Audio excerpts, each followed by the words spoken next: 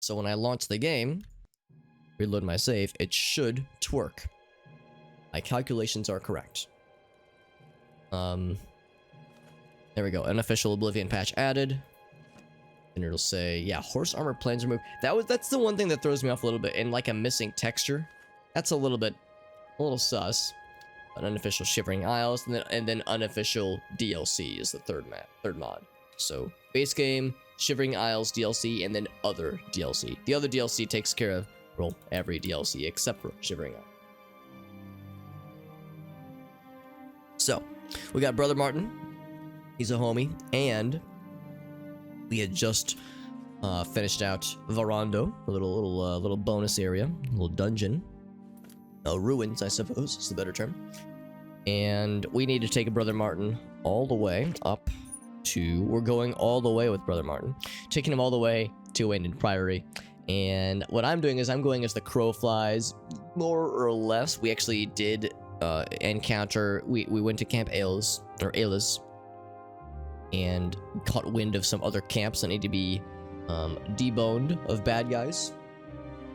Have the bad guys uninstalled, or I guess at least have their contraband uninstalled.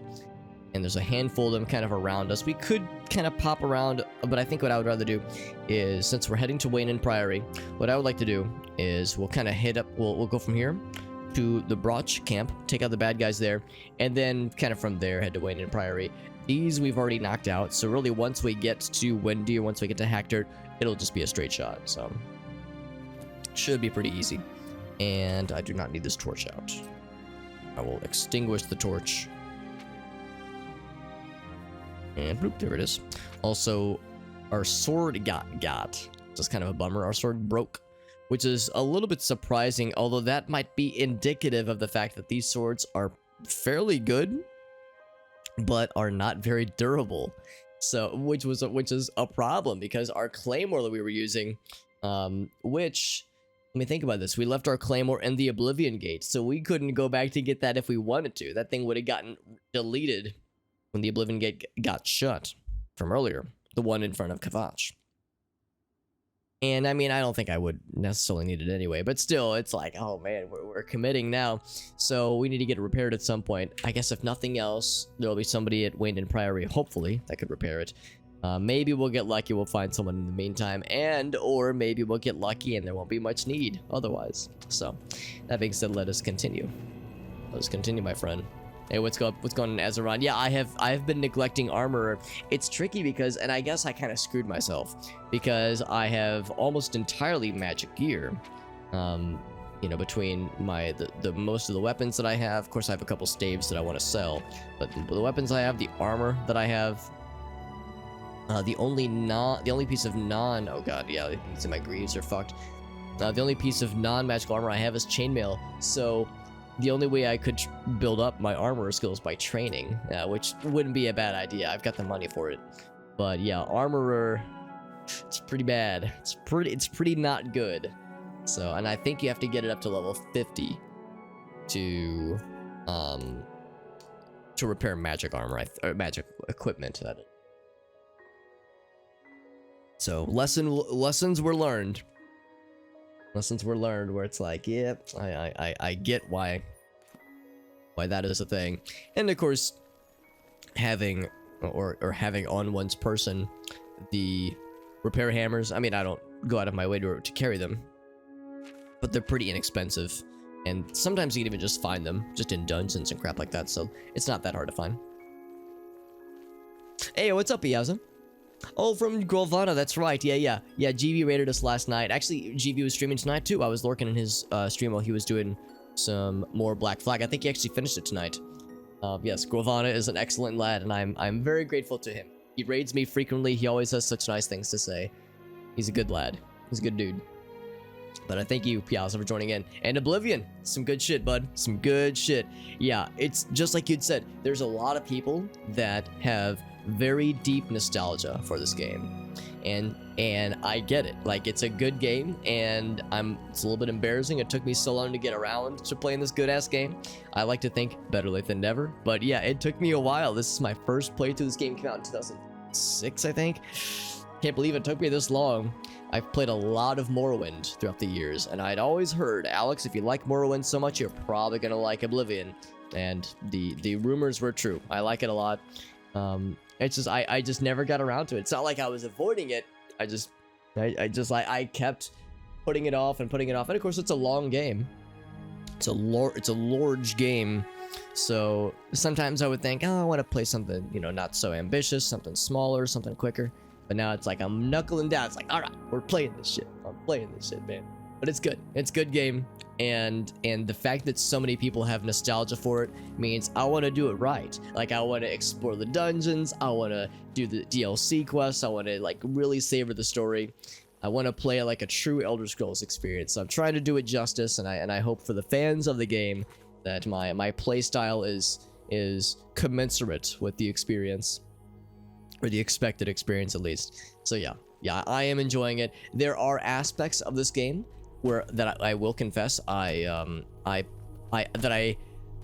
think back to my time playing Morrowind, and I think to myself, I kind of liked how Morrowind did this one thing, or I kind of like how this aspect or this game design aspect was handled in Morrowind. But then I'll be playing this game and I'll go, ooh, I like this more. I liked how this game did XYZ more than Morrowind did. So it's a bit of a, I wouldn't say a mixed bag necessarily, but there are pros and cons. Also, Martin's right there. I'm looking to see how I can get to this Broch camp. I think if I follow this path, it will probably, well, hold on, we came from Camp Alis, so probably wouldn't take us back necessarily. Let's keep going up this way. But yeah, oh yeah, thanks for looking it up, Azerod. Yeah, I was thinking it was 50. I couldn't remember. But yeah, because I remember looking it up too and being like, damn, because it was, I think at the time that I looked it up, I was at like level 20 or like level 19, and I was like, yo, if it's 25, that's a pretty low-hanging fruit. But repairing magical gear is no small feat, obviously, so it's like, yeah, I get it. Mr. JD, by the way, I was chilling with JD over in Alina's chat, and also I was lurking when she raided Erlen, who was doing some Genshin tonight, so I was kind of lurking in Erlen's chat. But yeah, hanging in with the Saturday night homies, because we're doing some Phasmophobia with Jet Dive, as well as Erlen, Eve, and Captain Alina. So it's gonna be a stacked squad of homies and professional gamers for some Phasmo on Saturday night. 6 p.m. Central Time. I am very excited. It'll be a fun time. It's tricky because Alina has been playing a couple of games, but Erlen has been playing a lot of Phasmo. And the tricky thing is that I haven't played the update, the newest up. Well, I'm like 2 or 3 very large updates behind on Phasmo. I haven't played since last year, and I'm wanting to go in mostly blind. So, and whenever I'm watching Erlen stream and she's playing Phasmo, I have to like have it like muted, maybe not muted, but like have the volume turned up and mostly alt tabbed, because I don't want to say it would spoil the experience, but I like the idea of going in with no idea of what to expect. So I enjoy her streams as well, but I'll confess I'm like it's like it's like you got your hands over your eyes, but then you have like a little crack through them so you can kind of see. That's what I've been doing. Oh, that's awesome, bud. Yeah. Oh, I did see your message on the Discord server. I think I saw it too late, because when I looked on your channel, or when I looked, I didn't see you were online. How did the Japanese only stream go, by the way, Jet Dive? Because for those who don't know, Jet Dive has been studying Japanese for quite some time. He lived in Japan for I think a year or so, a few years back, and is quite knowledgeable and is like very well traveled and well studied. And he frequently incorporates his knowledge of the language and culture into his streams. And I think one of your channel point redemptions is speak only in Japanese for like 5 minutes or something. So anyway, it's been the fact that you were doing a Japanese only stream I thought was really very cool and very ambitious. Look at these guys bouncing off each other like ping pong, or what am I trying to say? Pinballs. Alright, well, that was a little bit awkward, but he made it happen. He made it work. So Bandit Carry has gotten the fuck out of there, and a similar Cuirass to the one we had earlier. I think I might not get this one. I think our current armor is probably better. Except our current armor is very damaged.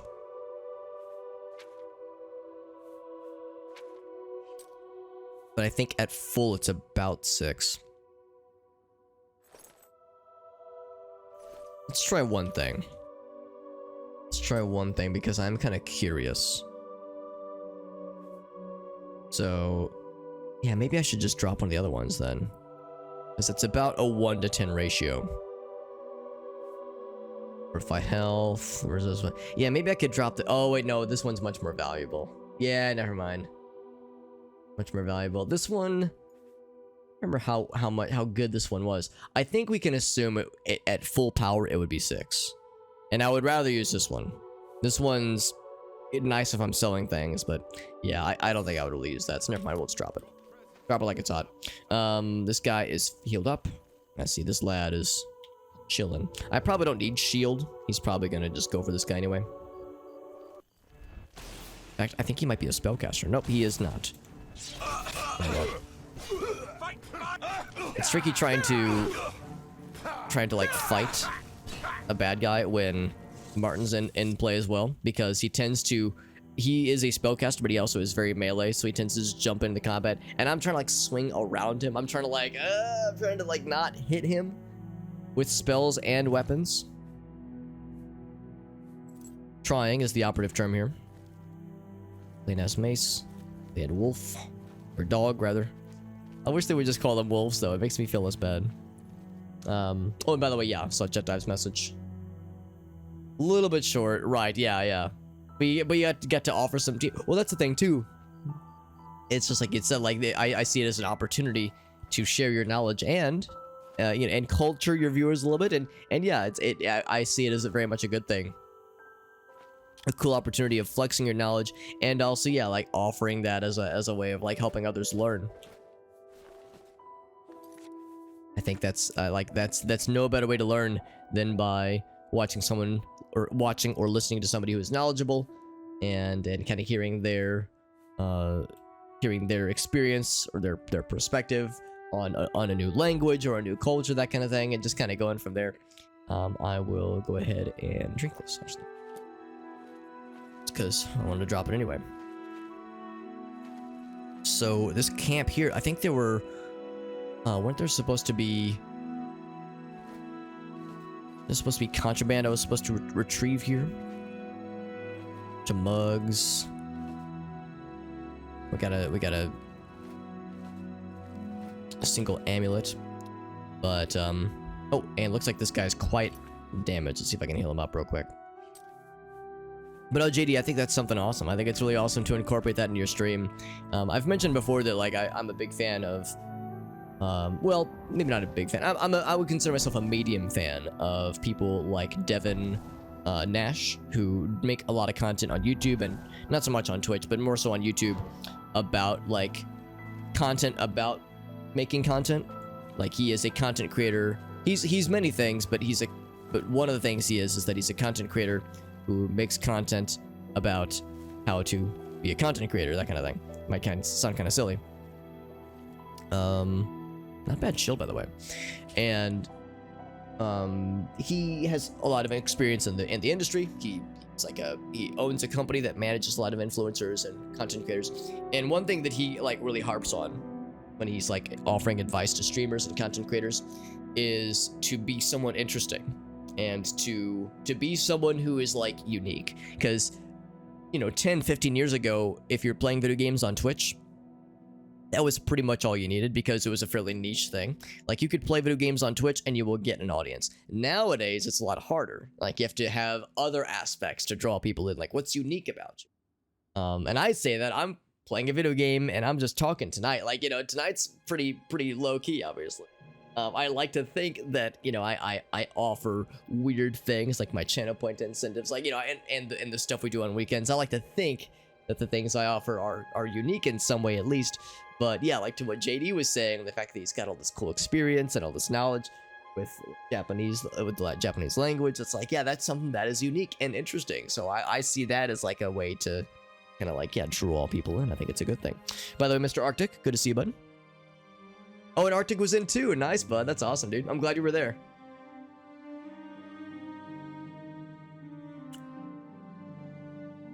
Only one Karani reference. Now that is impressive, JD. if I were in your shoes and I had the knowledge that you have, I don't think I would have had that kind of discipline. Also, Insig, what's going on, dude?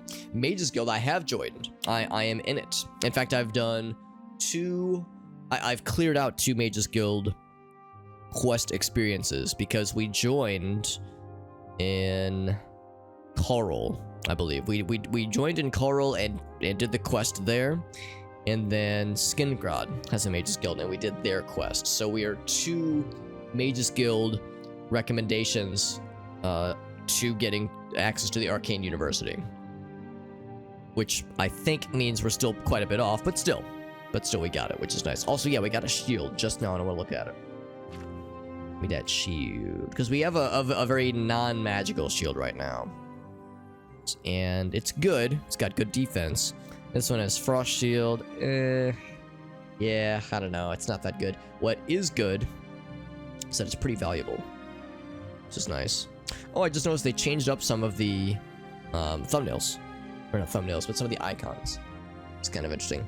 But yeah, it's pretty good, and it's like a pretty good weight to value ratio. So I think I'll just drop some. Well, I would need to drop 6 potions.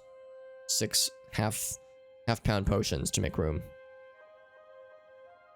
Or 5, I guess. 5 half-pound potions, but still. Doing some quick arithmetic in my head. Yeah, I think this would be fine. Because these... Yeah, those not so much. But like, yeah, these sorcery potions. Yeah, I don't know these. Oh, I didn't mean to drink it. I guess that's fine too. Yeah, we'll just do it that way. Yeah, let's drop 4. 1 more. Bloop. And you are not healed up yet. Oh, whoops. I selected off from that real quick. My bad. Trying to get you healed up. Mage Guild quests, yeah. Yeah, they are. I mean, they've been pretty cool so far. I do like the quests that have been tied to the Mages Guild.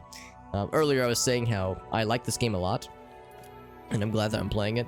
But there are sometimes instances where I'm... Oh, what a comfortable pose, by the way. There's sometimes instances where I'm like, oh man, I kind of miss... Oh, is that the thing, by the way? Dwarven Mace? I wonder if that's what I'm here to retrieve. But there are things about Morrowind that I kind of miss, and one thing about Morrowind that I miss is that each Mages Guild in Morrowind gives you multiple quests. In this game, it seems like it's just 1 quest per guild location. But like, man, each guild location in Morrowind, there were a lot of quests, and they were usually pretty varied. So I'm spoiled in that sense. I really liked those quests. So let's see. There's a note about the things we're looking for. Is it the Dirty Scroll? Maybe. No, this was a different scroll. In fact, I almost wonder if I should just drop this. It's just not very much weight. Some of these, it's like, this might be a quest item for something, maybe. I don't know. And for the one that was a note about the artifacts. Undelivered letter?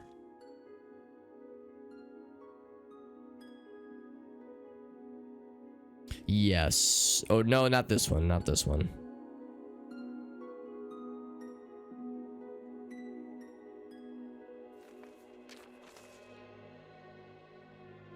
Here we go.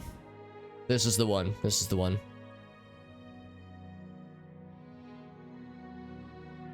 What's up, Ogasa? Good to see you, bud. I'm gonna hate Skyrim Mages Guild.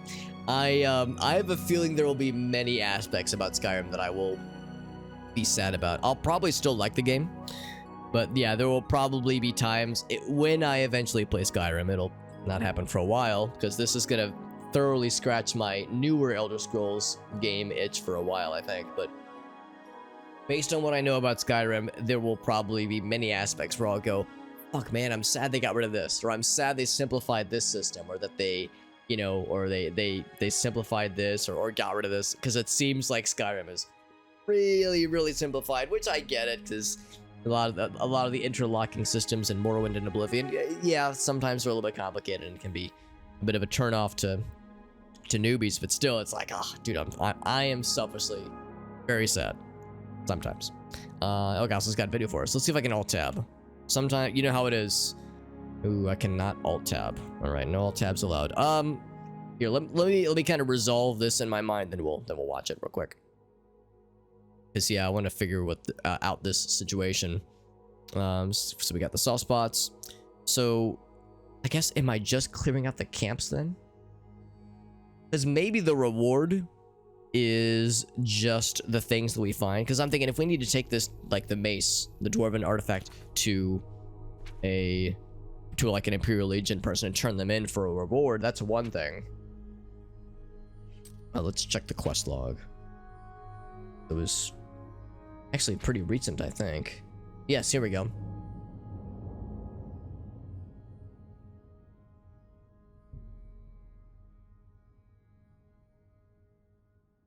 There may be a reward, right? Okay. So I guess we would take these to the Arcane Sanctuary. I got Diablo on the mind. Arcane University. Yeah, that might be what it is. How's about this? We do have fast travel, and I think... Would I be able to fast travel here? We could. Oh, but I gotta... I'm escorting someone, though. I don't know if that would work. Shit. Yeah. Because I don't really have the room in my inventory to take this with me. So I guess I kind of boned myself there. I guess I could just drop something then. I've got a lot of things I'm just hanging on to. Hopefully... Okay, let's do this. Hopefully this will work. What if I just like store some of my stuff?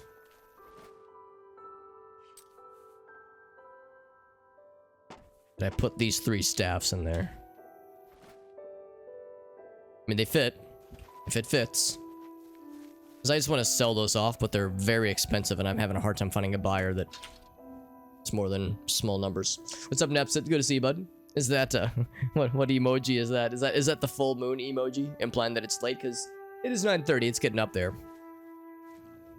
All right, so I'm gonna save so I can quit out of the game. I was hoping that the mods that I installed, the unofficial patches, would have made the game easier to alt tab. Turns out that is not the case. It is still the same bullshit, but hopefully other things, other unsavory things will be easier. Hopefully less crashes. Did I grab the mace, by the way? I think I did. Yes, I did. Dwarven mace, and I am awful with maces, by the way. But yeah, again, I don't think I can fast travel with this guy in tow, so I'll just have to remember to come back to the Broch camp. Wait a second, why do I have green? Oh, it's because that's the current quest. I didn't mean to set it as the current quest. It's because I clicked it earlier, right? This one's the current quest.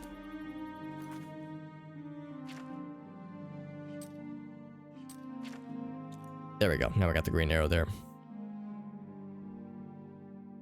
Check the pedometer. 9 miles. Holy moly, Nepsa. That's a lot of slogging. That's a lot of what's the word?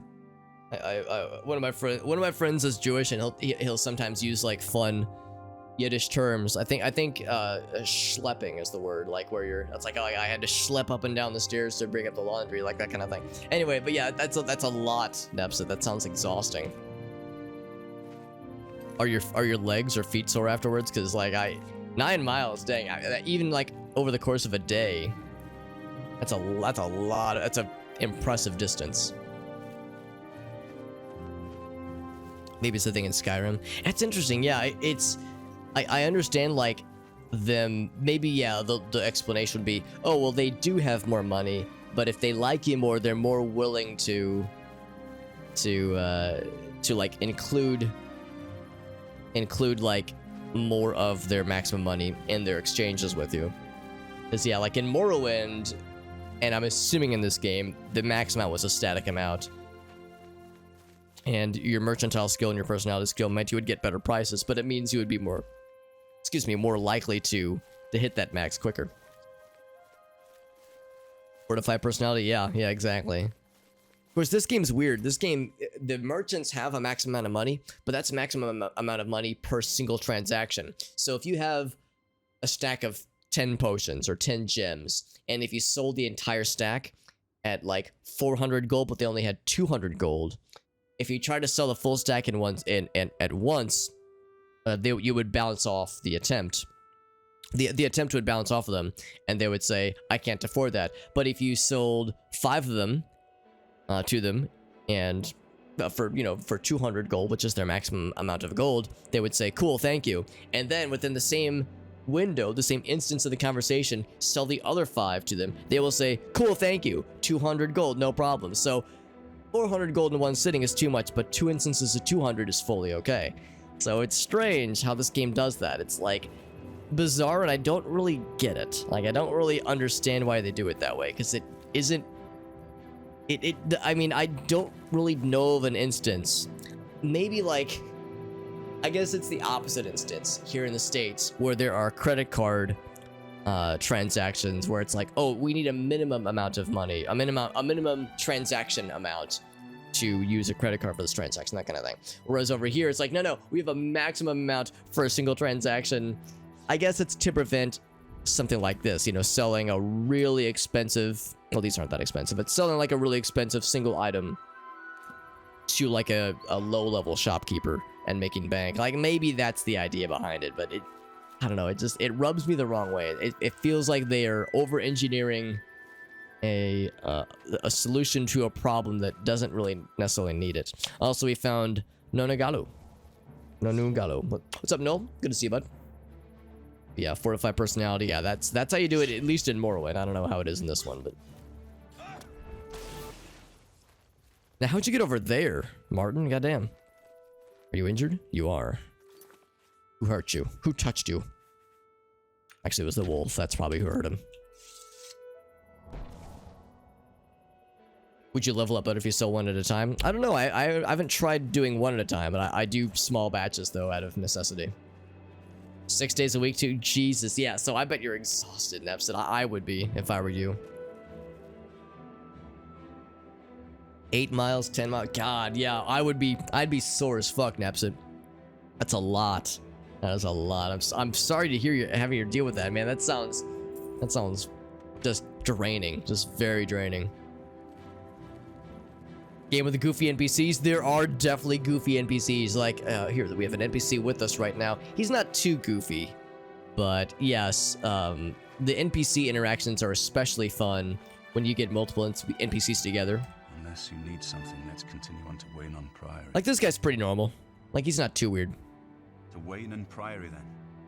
But yes, some NPC interactions are bizarre, and it's fun, especially when 2 NPCs are together, you're in like a village or a town, and they will like awkwardly talk to each other. But the talking that they do to each other is really just their normal interactions with you, but like kind of chopped up, kind of copy and pasted into weird orders. So you just get these fragments of conversations being said to where they say to one another. It is very silly. It's fun and and entertaining. A little bit immersion breaking sometimes, but you know how it is. Also, we found some ruins. Let's go check it out. No Nungalo. Will you come with me? He probably will. Yes, he's gonna follow us. Although maybe he should. Well, I guess it's okay. Yeah, you can come along and just be cool. All right, just be cool. Have I played? I have not played Daggerfall. I would like to.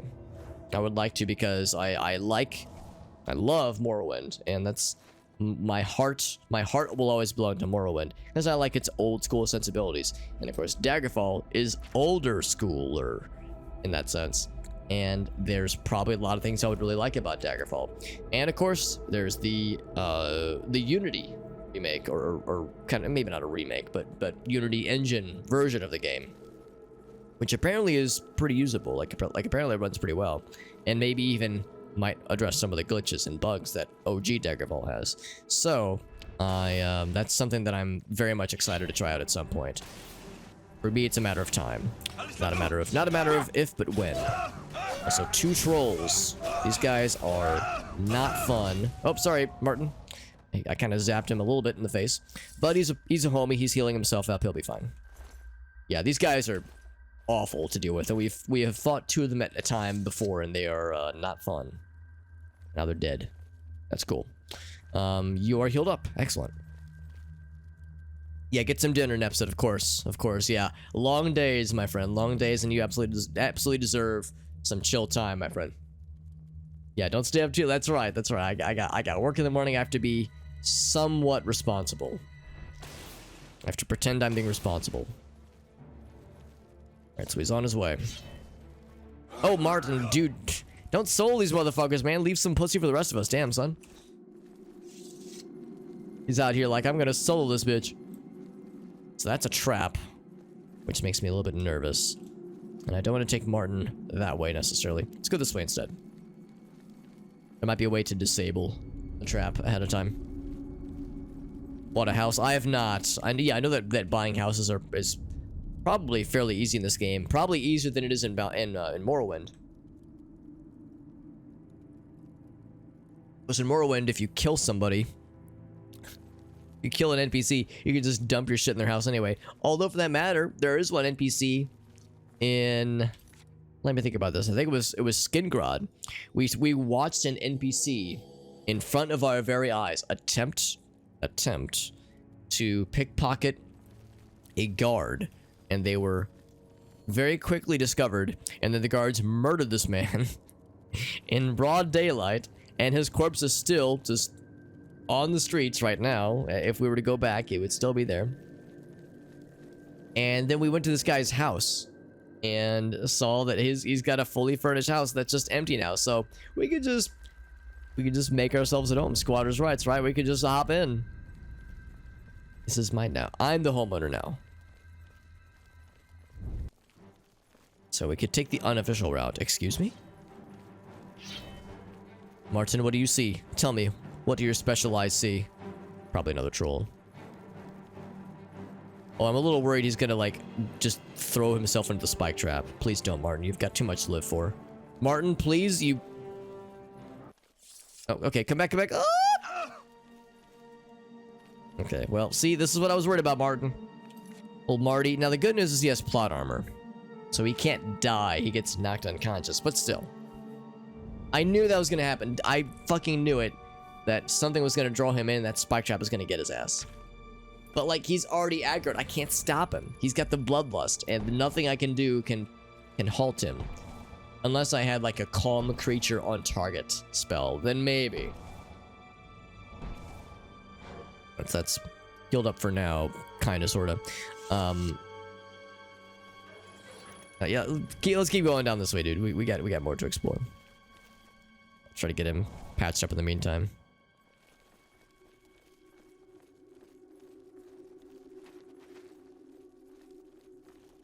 Imperial City shacks.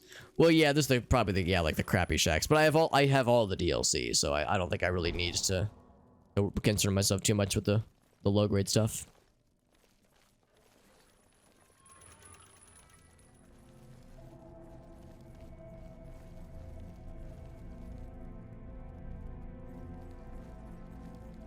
And I'm looking for, like, chests, by the way. Looking for, like, little bonus chests in these little alcoves, because sometimes they like to sneak them in there somewhere. But pretty low on gear and things to look through so far. No regen, correct. Correct. That is part of the joy. Of course, that is at least partly balanced by the fact that you can rest outdoors.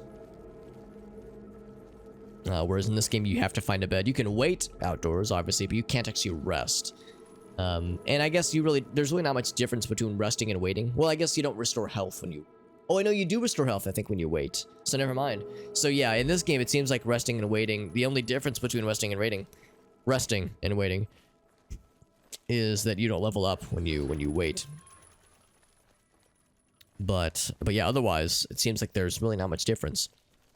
So it's kind of it's counteracted a little bit in Morrowind, but yeah, like if you're in a dungeon, if you're and there's enemies nearby and you're having a hard time like finding a safe spot to sleep, you can always go outside the dungeon, but still it's inconvenient at times.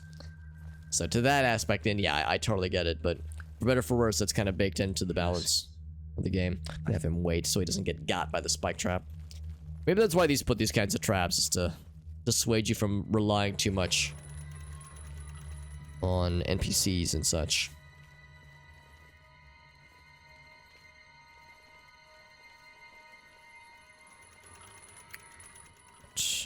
Making my move. Yeah, that guy got earlier. with their troll fans. Not that kind of chest, Insig.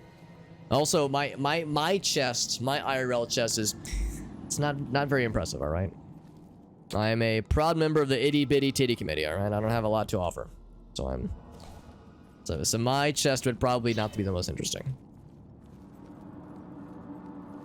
And I know what you're thinking. You're thinking, well, Alex, flat is justice. Yeah, but I don't know, man. I don't got a lot to offer. I'm not exactly bountiful Betty out here. What's up, Irossi? Fallout 3 shortly after this one. Oh, okay. So yeah, they do like offer more differences. Because yeah, in this game it seems like there's not much difference. In fact, yeah, we were talking yesterday about how I was pondering why bother ever with a hotel in this game. In Morrowind, it made less sense because you can sleep outside and and gain all the same benefits. In this game, I think it makes maybe a bit more sense just because in order to rest, you need to be in a bed. So it's like, okay, if you need to level up, I guess a hotel works. But yeah, it's like, but beds are so plentiful, bedrolls and dungeons, that kind of thing. So like, why would you ever need to bother with a hotel in this game? But it sounds like in, I think, Skyrim and maybe Fallout and some of the other games, Fallout 3 that is, that yeah, it's like in some of the Bethesda games, if you sleep in a hotel, you'll get like a buff, a well-rested buff. Also, we're finding chests now, and we're also finding more trolls. Boots of the, I thought it was Judgment of the Humant. So feather, I'm guessing that makes me lighter, I'm guessing? Like jump higher, or it makes my load lessening my burden. Tempting. It's tempting. We have trolls afoot. I had a feeling that wasn't gonna hit. God, they're so fast. And there's two of them. Kill one. Ouch. Well, I got stunned for like a full 2 seconds. God damn. My guy said, ouch. Give me like a full minute. Alright, thankfully we've gotten much better gear since last time we fought trolls, but yeah, there was an instance a couple streams ago where we fought two of those bad boys and it did not go well. Did not go well. Weight reduction, yeah, I think that's what it is. Which is nice. I would probably just rather sell it. Just how they look.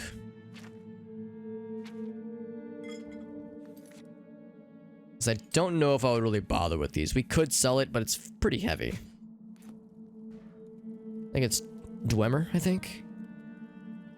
It looks dwarven, or Dwemer. It is heavy armor. Yeah, so I wouldn't use this myself.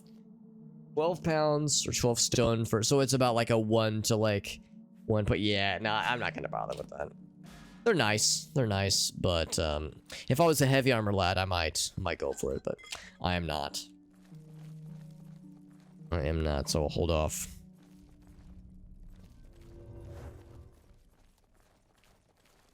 Yeah, we're finding some gear.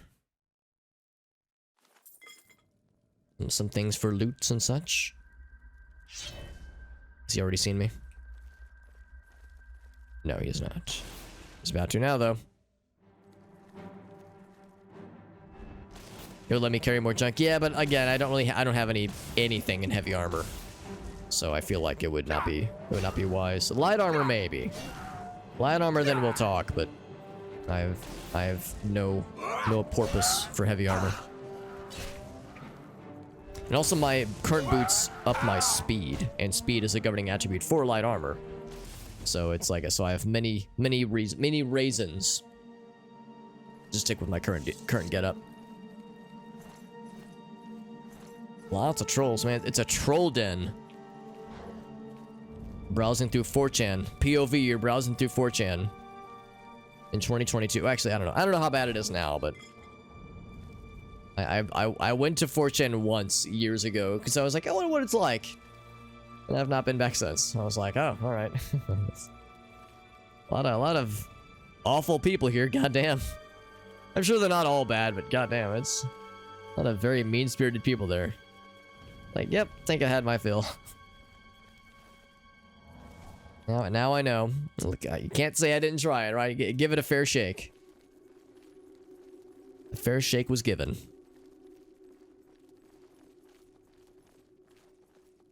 I bet there's more. Oh, I should do one more healsies. It's the same. It's about the same. Yeah, I don't really have a frame of reference. Most of the friends that I've known over the years that frequented 4chan have grown up. I know it sounds mean.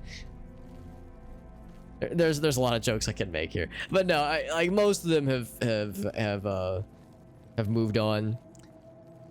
There's a couple where like they would tell stories of like every once in a while, like, oh, I was on 4chan the other day and I saw such and such, or you know, they would share stories, but most of them don't really have time for that nowadays, like, or just have moved on to other pastures, other less unsavory pastures.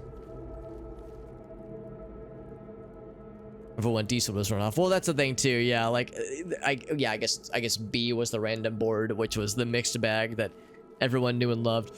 And yeah, the thing is, like I have people that I know who, at least at one point in time, would say, hey, Alex, whoa, 4chan's not that bad. You know, they would try to be like, yeah, there's people posting literally illegal things there sometimes, but they're in the media, they're in the minority. Come on, they're not that bad. Which, yeah, all right, fair. Yeah, I guess that's fair. But yeah, I think most of the redeeming, a lot of the people that would have redeeming qualities, the redeeming posters, have probably moved on. Pretty cool short sword, by the way. Not that good though. Our current sword is better. Yeah, but not by much actually. 6 damage. Okay, never mind. Yeah.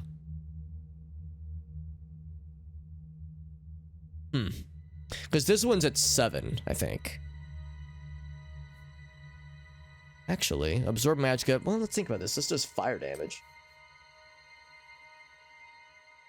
And that's on top of this current thing. Yeah, man, I don't know. Maybe this would be an upgrade. Fortify speed, we like that. Like that a lot, actually. No, I can't carry both. Well, my sword is very, very white. Look how white my sword is right now. It would be lighter as well. Yeah, this is kind of my backup sword. And this would be fast, because it's a short sword. You know what? Yeah, let's make the switch. I'm going to keep the Heat of Sinfulness. Heat of Sinfulness, is that the name for your penis, Alex? Yes. But, yes, but I think when it's fully maxed out, I think this is at 7. Or maybe 8, I can't remember. So this would be the better weapon. Oh, wow, the synergy too. Weakness to fire and then fire damage. Holy shit, if I could dual wield... I know that's in the next game, but still, that's pretty sick, actually.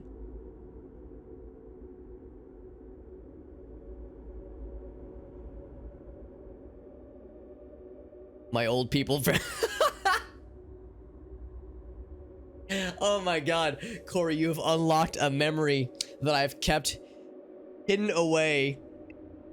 I've kept in the deep recesses of my brain for at least a decade by this point. Yeah, so when referencing people, like friends of mine that used to like browse 4chan, Corey is one of those people. I don't know if you've been in a while, Corey. So here's the thing about Corey.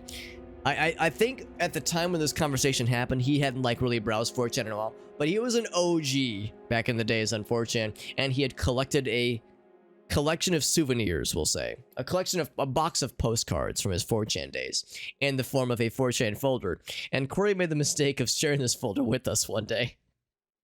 And as we're browsing through, I can't believe, oh, I forgot about this shit. As we're browsing through the contents of this folder, laughing at the most absurd shit he'd collected, there was a folder labeled Heart Attack, and it's a bunch of stock images of old people feigning heart attacks. Like, not actually people in duress, but like the kinds of stock images you would see on a WebMD page or a Wikipedia, maybe not Wikipedia, but it's the stock images of old people going like, meh, and it's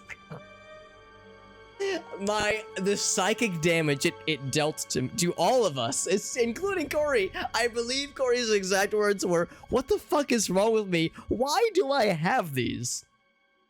Good fucking god, that was some dank shit, Corey. What the fuck, man? That is very funny.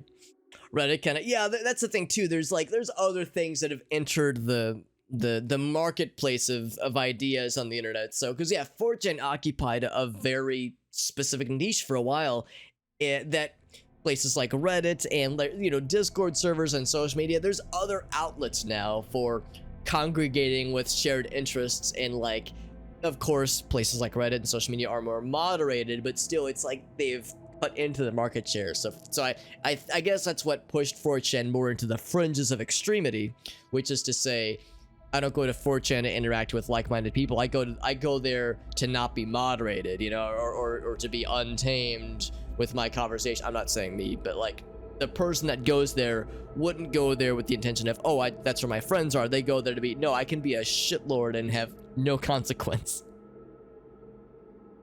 They posted illegal stuff. That's a fair point. Yeah, that's a fair point. I mean, the lack of moderation means that at least there was a point in time where that kind of thing propagated more easily. I don't know if things have clamped down since, but yeah, that's a fair point, Ogasly. Yeah, that is just in general. Have been there since college. Yeah, that was a very fun afternoon. A very enlightening afternoon. We learned a lot about Corey and his interests in 4chan, but more importantly, we learned a lot about ourselves that day, and we didn't like what we saw.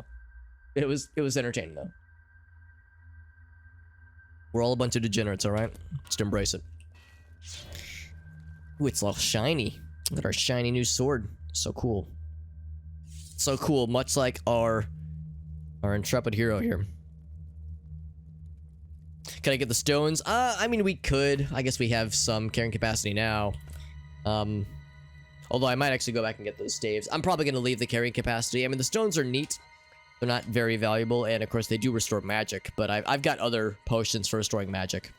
So I probably won't bother myself, but since carrying capacity is a premium right now.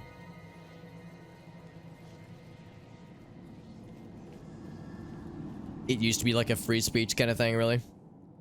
They didn't start really. Wow, that's impressive that they didn't ban any subreddits. Because yeah, when I think of Reddit, I think that it's like nowadays, at least, it seems like they take moderation a lot more seriously.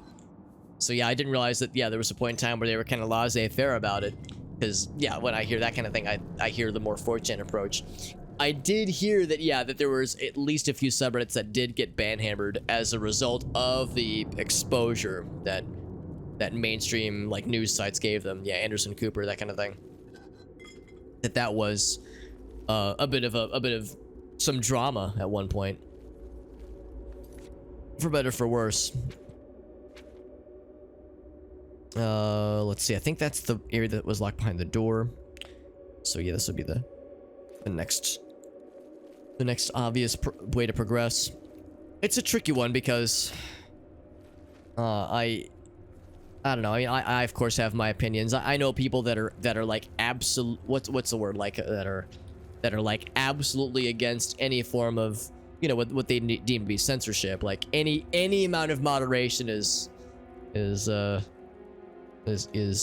communism to them. Well, maybe that's not the right word to use, but like any amount of moderation is like, you know, is infringing upon their free speech, and it's like the worst thing ever. I don't know. I tend to try to see more of the gray area. So yeah, if there's a subreddit or some kind of message board thread that's just, you know, advocating for actual illegal activity, or, you know, advocating for violence, that kind of shit, it's like, yeah, we don't want that. And the other aspect of it too is that a lot of these websites rely on ad revenue, so, and advertisers get scared by that kind of shit, understandably so. So yeah, there's a lot of angles to consider, but at the same time though, I also understand the frustration where you see something, a website, a message board, what have you, get moderated, get censored, you know, maybe in an overly cavalier sense. It's like, this didn't need to be moderated, this didn't need to be overly censored. Like this kind of thread being hidden, these kinds of replies being hidden seems a bit much. Like, you know, somebody was overstepping their moderation boundaries, their moderation powers. As yeah, you know, knowing where to draw the line is not, whoops, wrong spell, is not always a black or white kind of thing. So I understand that there are fire damage is good against these guys. I understand that there is it's not always a clear cut kind of situation. So it was like 2016. Oh, that was a separate thing then. Yeah, the bots are spamming. Yes. That's the other thing too. It's one thing if it's human people that are causing a ruckus, but it's another thing if it's like automated chatbot bullshit, AI stuff that's throwing things around. Because yeah, that's a whole nother conversation on its own. Is AI bot shenanigans causing a ruckus, which yeah is probably only going to become even more of a problem, especially as these botting programs, these scripting tools become more elaborate, and there's easier ways to get around filters and easier ways to get around things like controls that are put in place to try to slow down the bots and slow down copy and pasted messages. It's a constant cat and mouse game. Also, I guess I can just jump down. Nothing's stopping me. Hopefully I can leave. Okay, good. There's a way out. What dungeon is this, Johnson? This is Nanungalo. It's good to see you, Johnson. This is Sadge Maroon sex dungeon, Irasi. Now, Irasi knows if you say Nungalo backwards, and then translate it into what's a language in this game? Translate into Daedric, maybe. Translate it into Elvish. Then yes, it translates to Sadge Maroon sex dungeon. That is correct. So Irasi out here with the correct knowledge.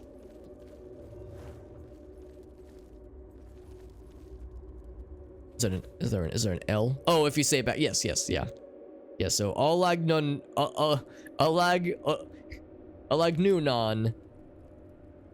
translated into Elvish. Well, no, that doesn't sound elegant enough to be Elvish. I'm not sure what language it is, but some language.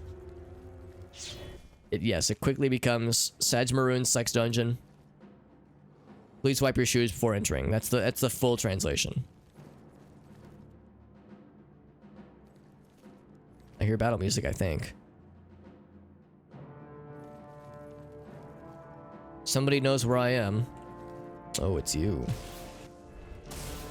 Oh, I got this fire damage sword though, but I might not need it. Oh, I will need it because there's a second one. Oof. And having a full stamina bar and still getting sufficiently stun locked. A third one? All right. It's orcish. Okay, now we're talking. A motherfucking bear? How did a bear get in this dungeon? Spriggan's black bear. Literally how? Ouch. Wow, you hurt a lot. God damn. There's more. Oh, it was a summoned bear. That wasn't a natural bear. This was an artificial bear. Well, that's scary. We got druids up in here. You kidding me? I gotta heal up, dude. God damn. If you whispered, it sound if you whispered, it sounds Elvish, and if you pronounce 10% of the consonants, it's French.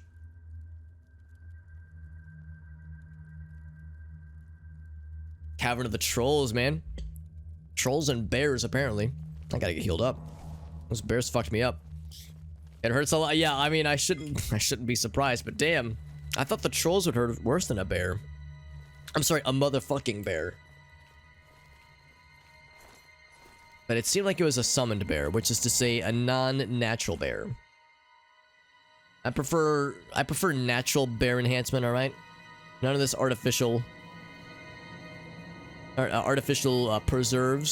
preservatives rather. I like my bears au natural. Okay, well, I don't think you summoned the bear. There's a band minus the bear, I think is what I'm thinking of.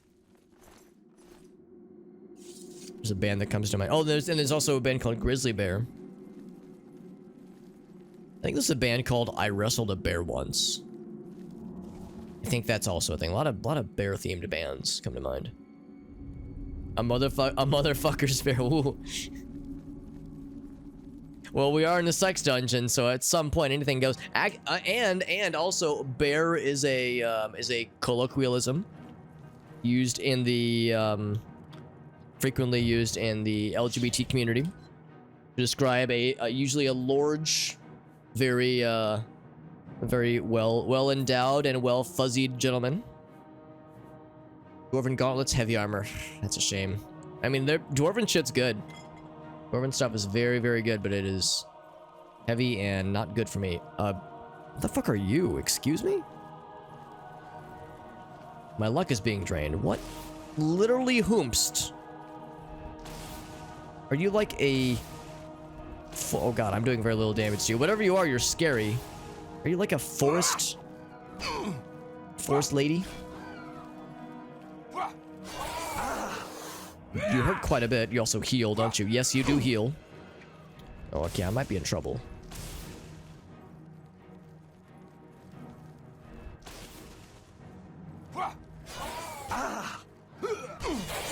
I'm going for broke. Oh, I regret it. I'm gonna heal up real quick. She hurts a lot and she's stunning me to Kingdom Come. Yeah, she's like a forest spirit. A tree spirit. Maybe she summoned the bear. Because we haven't seen any human people. We've only seen trolls and bears that were ethereal. Sorcery, so I can heal naturally.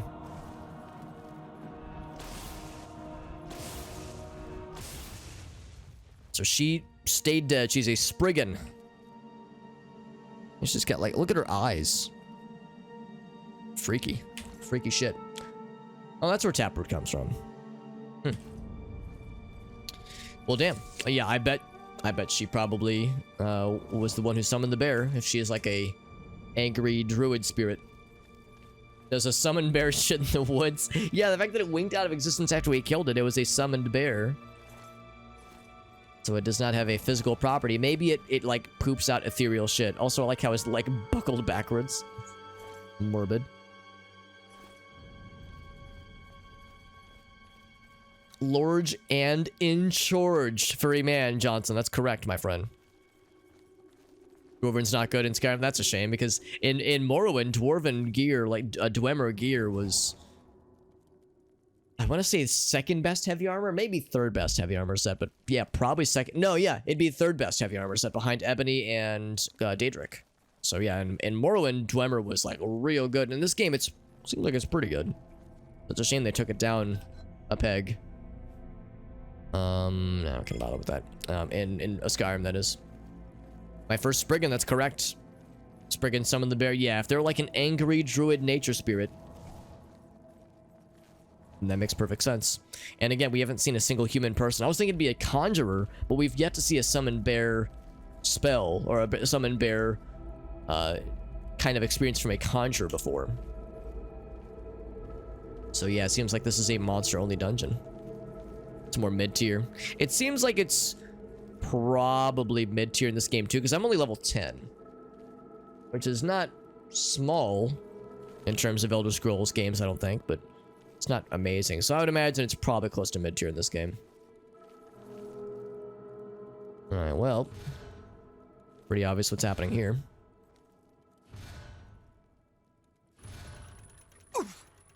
Oh, if you just walk into them, they still hurt. Back in my day, I think that one still hit me. Back in my day, yeah, if you like walk into the side of a trap like that, as long as the sides aren't sharp, you should be fine. Also, my torch burnt out.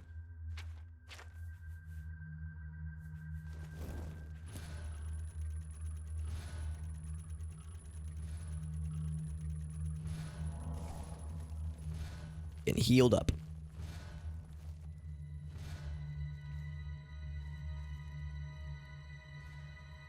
See, one troll and... Whoa! He survived. Imagine my disappointment. He didn't take that much damage, actually. Oh, I need to not back up into the traps. Congrats on not getting got. Maybe because he was in the corner, he was spared. Because, yeah, had he not activated that, I don't know if I would have noticed the spikes on the floor. It's subtle enough. I mean, it's obvious now that I look at it, but it's subtle enough from a distance where I might not have seen it. The torch actually does help. The torch does make the holes a little bit more obvious.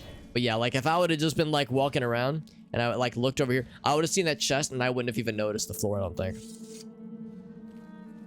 So I would have got my ass. But yeah, it's possible that since he was in the corner, that might be like a safety zone. It makes sense. There's no spiky holes in the corner. Behold. Okay, he made a noise. Maybe he did take damage. Yeah, he did take damage, just not much. Oh, it's so satisfying getting that magic attack kill and watch them get blasted backwards. Some good shit, man. Some good shit. I'll take that.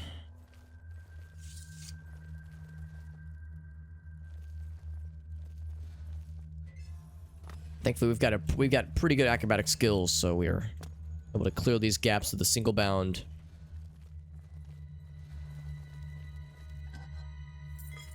A lot of gold in these casks. Seems like these ruins are a great way to make some monies.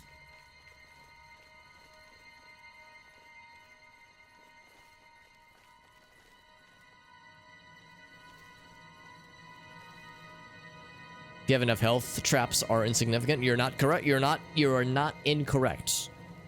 Yeah, after a certain point, most traps are probably not too much of an issue. Unethical 11 p.m. life hacks. No, that is legit. That is legit. I mean, I wouldn't recommend taking that approach in real life. If I see a spike trap on the floor or a guillotine trap in real life, and I'm thinking to myself, well, I had my physical a couple months ago. My doctor gave me a clean bill of health. I can probably ignore that guillotine trap or the spike door, or the spike floor, that is. Probably wouldn't work out so well in real life. Chainmail gauntlets, I think. This is literally what I currently have. How's about this? So my current chainmail gauntlets are busted. So let me just switch these out. They're my only non-magical piece of armor. So there we go. Boop. Busted.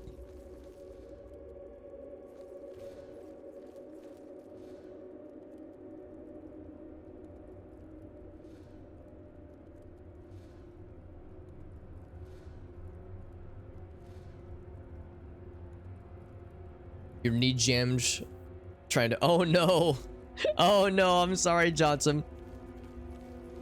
Sorry to hear, yeah, that your knee got messed up. That sounds unpleasant. I seem to recall you mentioning, Johnson, before that yeah, it's like, oh god, I'm prone to injury. Prone to frequent unpleasant injuries. Nothing in here? Alright, seems quiet. Too quiet.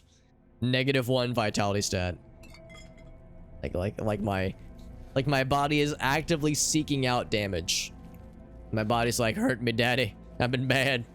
Like, no, I don't want to get frequently injured. God damn it, that's not what I signed up for. That sounds very, very not fun.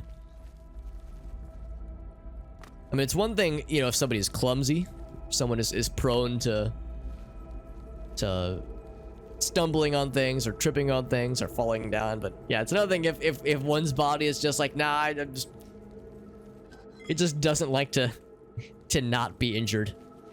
Yeah, -1, man. Oh god.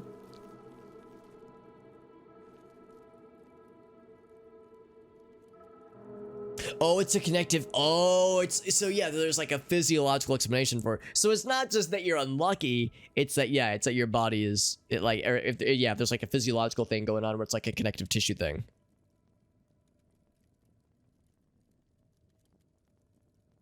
It impinged itself. I don't even know what that means. A -1. Oh, that sounds unpleasant. Yeah, so I'm guessing it's like it's something that you've probably been dealing with for a while then, because yeah. At one point, I thought it was like, oh, we're just joking around, like, oh yeah, like, you know, I'm just injury prone. But yeah, if you have stuff that you've been dealing with for a while, that is like connective tissue stuff or muscle stuff, then yeah, that would, I'm sure, be something that is probably very, very awful to deal with. That seems like the kind of shit that'd be super annoying, probably. Because yeah, like just plain physical activities, like I said, taking your shoes off, like, oh, it's so simple, right? And then Johnson's over here like, no, it's not simple. That shit is complicated, because that shit sucks. Here we are, by the way. I think we've made it. Pretty short little dungeon, but that's okay. I like things that are short, in my very biased opinion. Let's get old Marty and continue on our adventures.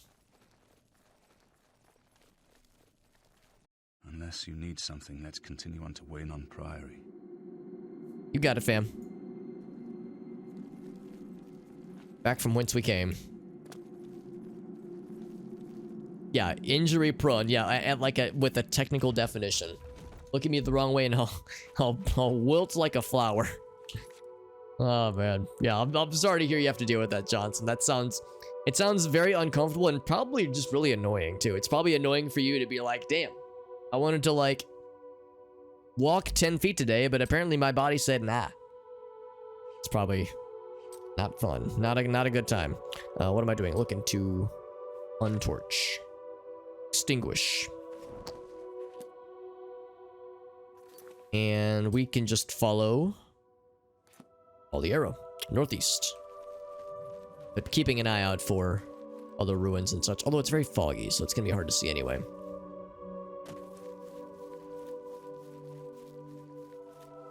And of course we have an NPC in tow, so being able to have him oh right, that was the thing too, is that I did leave some capacity. Yeah, it's fine, it's fine. Yeah, it means that going up hills is always a little bit tenuous because he might not be able to follow us very well. Because NPCs can't jump.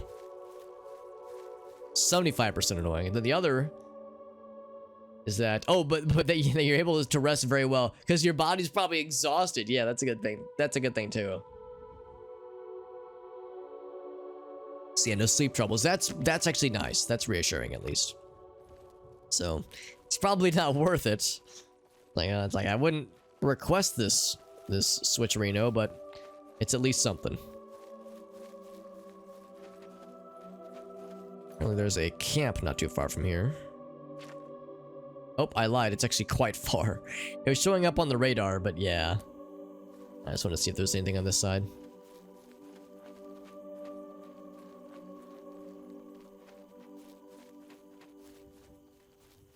Marty's still with us. He will always be Marty to me.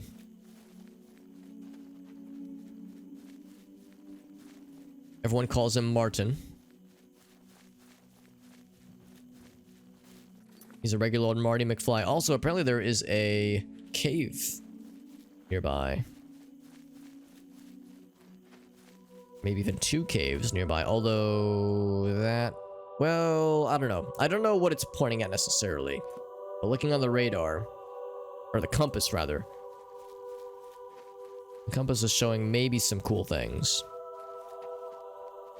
So keep an eye out for cave entrances and such. Apparently we're getting closer. Kind of cool that it gives you a little heads up. Yeah, rock bottom. Rock bottom caverns. Is that the entrance? It is. Interesting. Yeah, it's kind of cool. It gives you a little heads up. There's also some kind of hotel or village further east. Yeah, so that's kind of nice to keep an eye out for. I feel like I don't look at the radar too often, or the compass too often. 2 health. Yeah, me IRL. What would my stats be? That's an interesting question. My strength would be pretty unimpressive. My intelligence wouldn't be that. I mean, all right, are there any skills that would do fairly well? I feel like I'm a pretty lucky guy. I feel like I feel like luck would be my best stat by a pretty wide margin. And the rest of it would probably be in the toilet. Let's be honest. I would not be a very good adventurer. I would, my adventures would be brief. Because I'd be like, I want to go home and play video games. I don't want to go on an adventure. I just go home instead. The next best thing.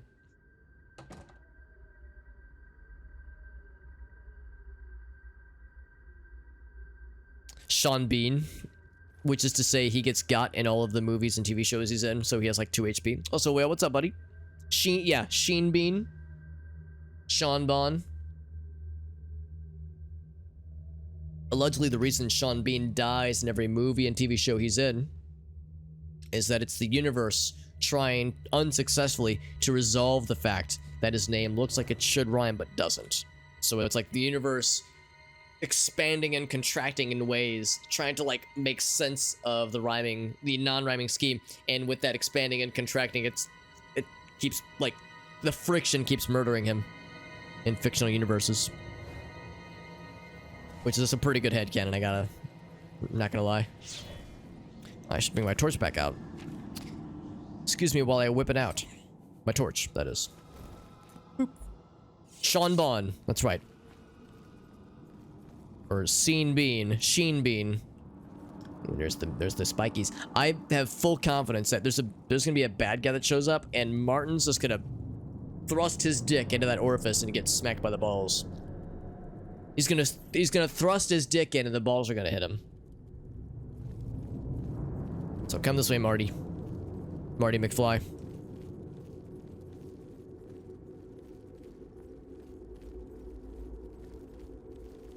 So rock bottom caverns. I have a feeling we're gonna find people that are very happy here. Marty, what did I fucking tell you? Picking fights with goblin skirmishers, wielding leather shields and steel daggers. SMH my head. Now the balls have not gone off. The balls are in place. Intact. Only 25 times. Oh, wow. Danny. Wow. That's... Well, I mean, he's in a lot of movies. Yeah. I guess I don't doubt it, but still, that's kind of surprising, actually.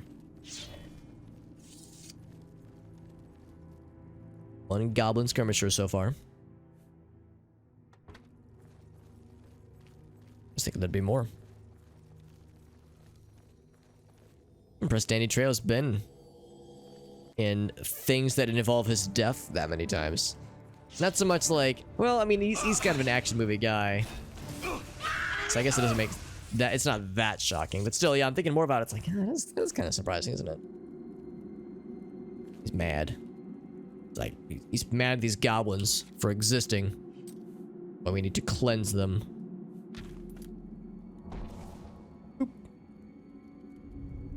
So, oh, that's a good point too, Johnson. Yeah, sometimes it's multiple deaths in a single movie. Maybe that's what ups the numbers a little bit. Get some bonus deaths. A greater than 100% ratio. Skeleton.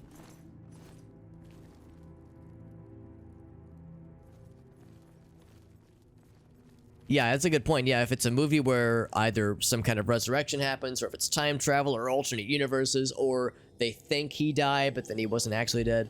Yeah, in those instances, is it counted as 2 deaths in a single movie or TV show? Because yeah, at that point, yeah, you have a greater than 100% ratio.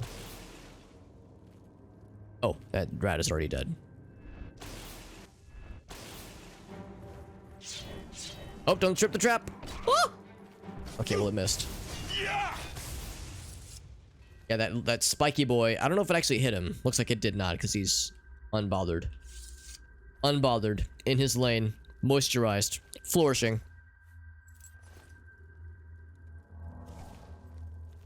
Guys, I saw the tripwire, but I could not stop him. Bone meal and oatmeal. God damn it, Johnson, that's incredible. I like that so much. We need to save this for posterity. That's incredible.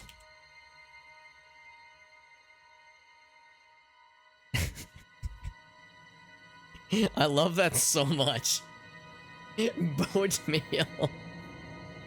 All right, Johnson, I'm gonna give you the microphone and the webcam. You're the streamer now, okay? You're better at this than I am. That's way funnier than it has any business being. God damn it. Boat meal. Oh fuck! I'm gonna be thinking about. I will warn you, dear viewers. I will be thinking about that all day today, all evening. I'll be like trying to sleep late at night. I'll be like,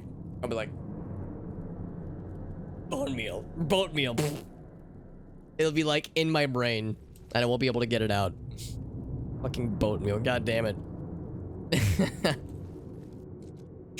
What the shit? That's incredible. He hated flying. Oh, really? He hikes. Really? Because he wouldn't like to take the helicopters. Was it like he was just sick of them, like because they're cramped and that kind of thing, like they're uncomfortable, or was that it? Maybe it was like a fear of flying. Because I've never been in a helicopter before, but I bet it's probably kind of freaky. That's pretty freaky, Bowie. Ooh, 33 skill, nice. Damn it, I hesitated. I'm getting sloppy with my lockpicks, man. The sloppy lockpicking. Whenever I'm picking a lock, whoa, Alex, whoa, hey, TMI, buddy, TMI. Oh, hey, I don't need to hear about what's in the bedroom. No. When I'm thinking about when I'm picking a lock in a video game, I'll think of that lyric in "Run Like Hell" by Pink Floyd. If they catch you in the backseat trying to pick her locks, they're gonna ship you back to London in a cardboard box. That always stuck with me as like an adolescent, trying to pick her locks. I'm like, what an interesting turn of phrase. What an interesting turn of phrase. Picking someone's lock. It makes perfect sense.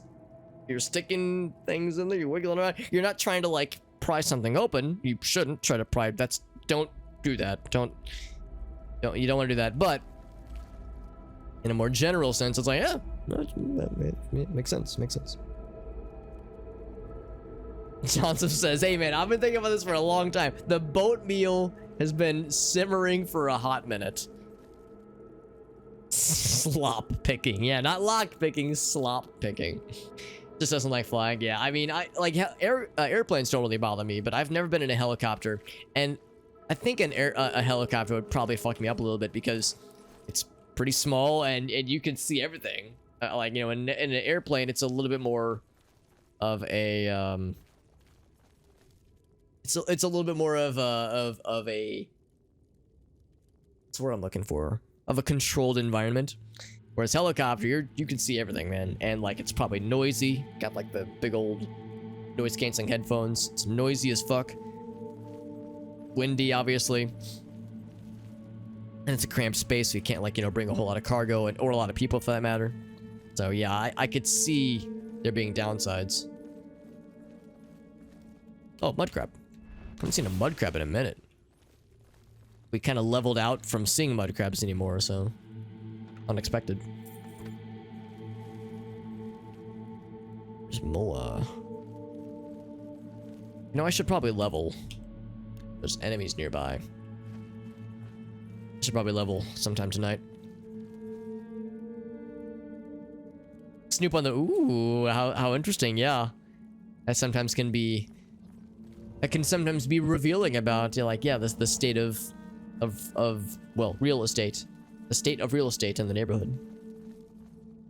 And learn a thing or two. About the market. Is that a ratto? I think it's dead. And so soon shall this lad, if I have anything to do with it. Now, Marty, hold him back. Hold him back, Marty. Don't go in yet. Let him come to us. As soon as I find where he went. Is he stuck on something?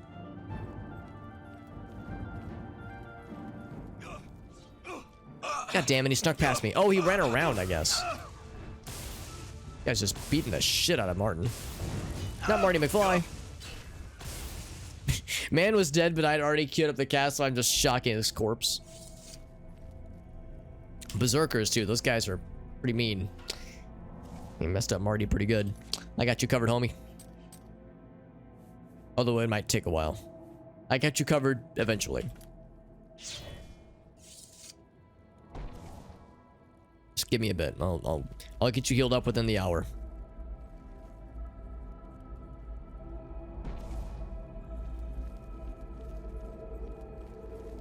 Yeah, more rats and cages. Despite all their rage, this is still a thing. This is still happening.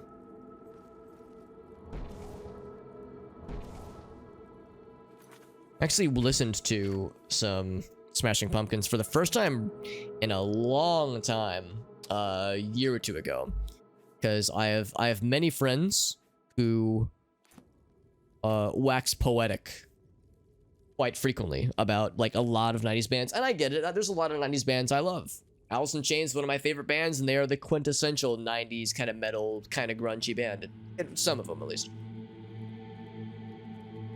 I've gotten more into Nirvana, more into like some of those bands. So it's like, yeah, I never really gave Smashing Pumpkins a chance back in the day. I was never like, it took me a long time to like really get into, or like hard rock or like alternative rock or even heavy metal. So I'm kind of I'm kind of like late to the party in some ways. So yeah, listen to some Smashing Pumpkins, and I don't know, some of the songs like what's that really big album? Something Melancholy and the something Infinite Sadness or something. I can't remember. But it's like their really big, I think it's like a double album. It was like their magnum opus. And some of the songs were kind of cool, but man, a lot of them I was just not really feeling, and they were apparently songs that were like really well beloved by the faithful, by people who like the band. So I was like, damn man, I think they're just not for me. And I will confess, a lot of it are the vocals. A lot of it are Billy Corgan's vocals. I don't hate them, and I think he's like, he has talent as a singer. I think it's just the style just doesn't really jive with me. 1979. I don't know if I know that one specifically. But yeah, there was a few where I was just like, no. I was kind of bummed. Like I was all excited. I was like, oh yeah, I'm getting into Smashing Pumpkins. Like this is gonna be like a treasure trove of like cool oh god, what's happening over there? Of something that I haven't really discovered before. Well, or at least haven't like considered in a while. Marty's out here solo in the dungeon, by the way. Killing rats and more berserkers. These berserkers are not easy. It's just gonna solo the whole damn thing. I would know it if I heard it, yeah. I'm actually curious. I still have iTunes open, actually. And I do have my alt tab. 1979. Do I have that in my library? I do. So that's one of the songs I do like then. Yeah, Melancholy and the Infinite Sadness. That's the one. Yeah, so in this double album, I kept 11 songs. So that's about a single disc's worth of songs from the album, and it's a double album. So yeah, so there were about half the songs I liked. And 1979 was one of the ones I kept. So Tonight, Beautiful, Take Me Down, the title track, 33, Through the Eyes of Ruby. Those were the songs I liked. Farewell and Goodnight. So yeah, so some of them survived, but yeah, a lot of them I didn't keep. My general policy, if there's a song I like, then I keep it in my library. Otherwise, I nix it.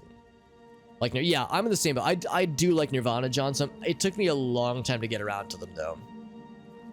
I really didn't like them when I was younger, but I think I just didn't like. I didn't really appreciate them when I was younger. When I was probably more of the age where people typically get into Nirvana, adolescent age and whatnot. I find that, yeah, that Kurt Cobain's songwriting style and even like singing style, for me it was an acquired taste, but I came around.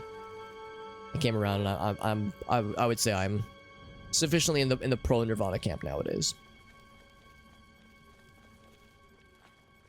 There was a really cool YouTube video. Well, it's a YouTube channel where a dude, in a very like fun and lighthearted manner, breaks down why he doesn't like certain songs, and he calls it "Why This Song Stinks."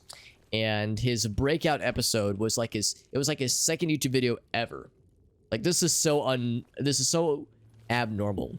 This guy is a very, very good YouTube maker, very good content creator, and like on his second YouTube video ever, it was like a 30-minute video about why he doesn't like the song Beverly Hills by Weezer. And he does so in an extremely entertaining way. Like it is remarkable how funny and like entertaining this guy is. And again, it's his second video ever, and he's just got it. Some people are just naturally like super entertaining and super talented with content creation, video editing and whatnot. This dude just got it. Like, I don't know what he's got, but he's got it. And it's so freaking fun and so silly. And there's a recurring theme throughout the video where he's talking about how he loved Nirvana back in the day. And he was constantly looking for bands that had a similar sound, similar guitar sounds, drum sound. He just loved Nirvana, just loved it as a kid, as an adolescent. And every time that it would come up in conversation, he would say, yeah, I love Nirvana, and I was always looking for more, but freaking Kurt Cobain offed himself. God damn it, Kurt. And that like happened multiple times in an episode. He would make reference to Nirvana, but it's like, can't listen to them anymore though. God damn it, Kurt. Like, it's like, it was a frustrating point of him. It's like, it's not really sad anymore. It's just frustrating. It's like, dude, we could have had more Nirvana music, but fucking god damn it, Kurt. What the hell, dude? And again, I recognize it's, you know, making light of a pretty, you know, pretty gruesome, serious thing that happened, but still, that's where my brain goes. My brain goes to funny YouTube video. God damn it, Kurt.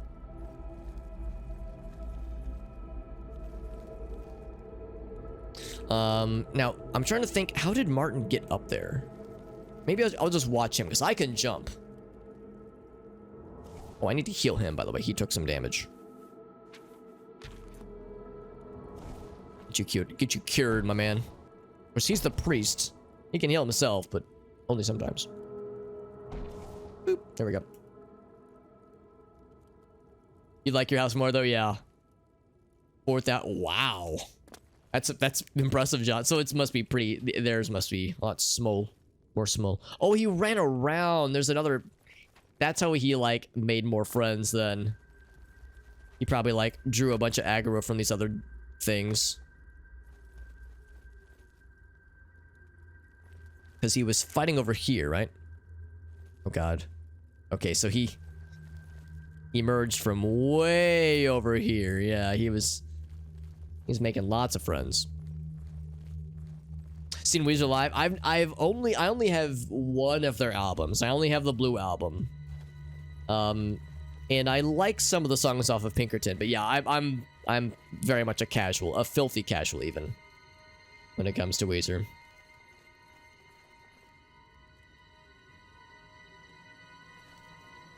Listen to more Weezer? Yeah. I have nothing against Weezer. They're not my cup of tea. Some of their, like, more mid to later albums aren't really my cup of tea necessarily, but I have nothing against them. Like, it's similar to a lot of things. It's like, I get why people like them. Like, I get why they're popular. Even if it's not my exact deal, it's like, yeah, I get it. Pearl Jam. Pearl Jam's a band I need to try more. Because I've only listened to a few songs, and I thought I was kind of so-so on them. The vocals were a bit of more miss than hit, but I haven't, like, legit tried Pearl Jam in many years, so I probably should give them another fair shake. That would explain it, yeah. Yard space, too, yeah. Oh, that's right, we were talking about that the other day. Yeah, looking for houses and signing up for mortgages, that kind of thing, yeah. Yeah, very understandable, because that shit gets expensive. Fight fire with fire. Fight fire. Are you gonna summon a goblin? Is that what's going on? And berserkers, man. Having more health than they know what to do with. He had a bow and an axe, and he was going just with the handsies, with the clawsies. He was going in. I respect it. I don't understand it, but I respect it. Oh, man. I want to, like, set that off on some unsuspecting bad guy, but there's nothing down there, I don't think. Oh, yeah, we were down there earlier, I think. Yeah, that's where we saw the crab. So I guess that trap is just for killing crabs. And nothing else. Do you like how I saw he was injured? And then I walked up to him, looked him in the eye, and healed myself? You were injured. Let me just heal me. Low cost living area, yeah. Yeah, because, yeah, we were talking about the other day how like, the housing market is, you know, messy right now, to say the least. It is a little bit sloppy right now. And, for plenty of folks, buying a house, well, having a house, and from a month-to-month basis, paying off a mortgage is cheaper than paying rent, because rent is fucking nutty right now in a lot of places. And even before the pandemic, before the housing market went weird, my situation was that way. Like, and I told the story before how I, at my old apartment, the rent I was paying compared to the monthly mortgage payment I have now is like a difference, is like a difference of like $300. I'm like saving like $300 a month by paying into my mortgage as opposed to paying rent. So yeah, renting is expensive. And again, that was before pandemic. I don't even want to know what the prices are now. They would probably just make me sad. So it's like I'm afraid to ask, honestly. It's probably way worse. Don't fall down, Martin. Don't do it. All right, I'm just gonna assume he'll teleport to me because that's usually what they will do. Okay, or he'll figure it out. Good job, Martin. Good job, Marty McFly. Wages aren't high enough. You are correct. Yeah. Wages are abysmal right now. Yeah, it's bad in a lot of places. I mean, thankfully, at least in my part of the Midwest, it's better than other parts, I suppose. You know, the cost of living and such. On average, at least. Also, this leads us back around. This loops around then. Yeah, cost of living in the Midwest, in my part of the Midwest at least, isn't too bad. But other parts, it is too bad. Oh, I can manually push them. Oh, well, that's reassuring. I thought there was like a trap that set them off. I want to look around a little bit more, but I think we've pretty much seen it all. There's not a lot of stuff in this dungeon. Pretty chill. Pretty low-key. 800 for a... Oh, yeah. Yeah. Yeah. For a 2-bedroom, too. Yeah, that's about... What's interesting, Johnson, is that those prices are about where the prices for the rent that I was paying at my old apartment were. And I was there for 6 years. So from 2011 to 2017, that's about the price disparity that I saw at the rent, at the place where I was renting. The numbers are, it's a little bit different, but that's about the shift. It went up about $300 to $400 over the course of 6 years.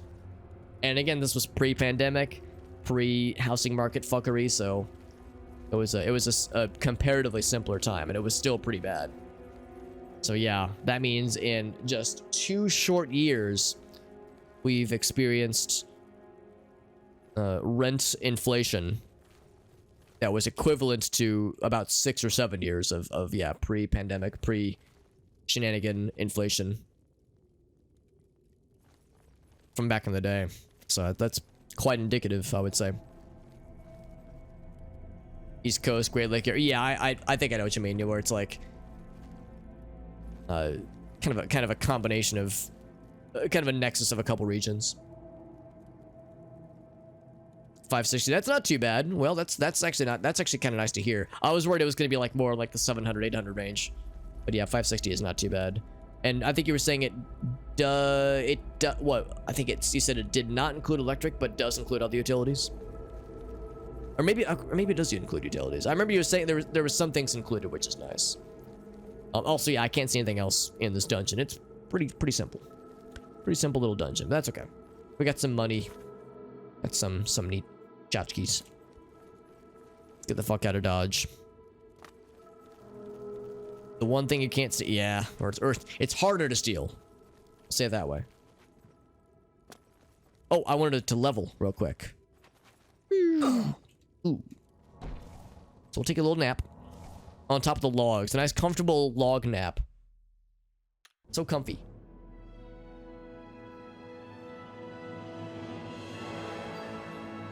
You wouldn't download a house whale? I would if I could.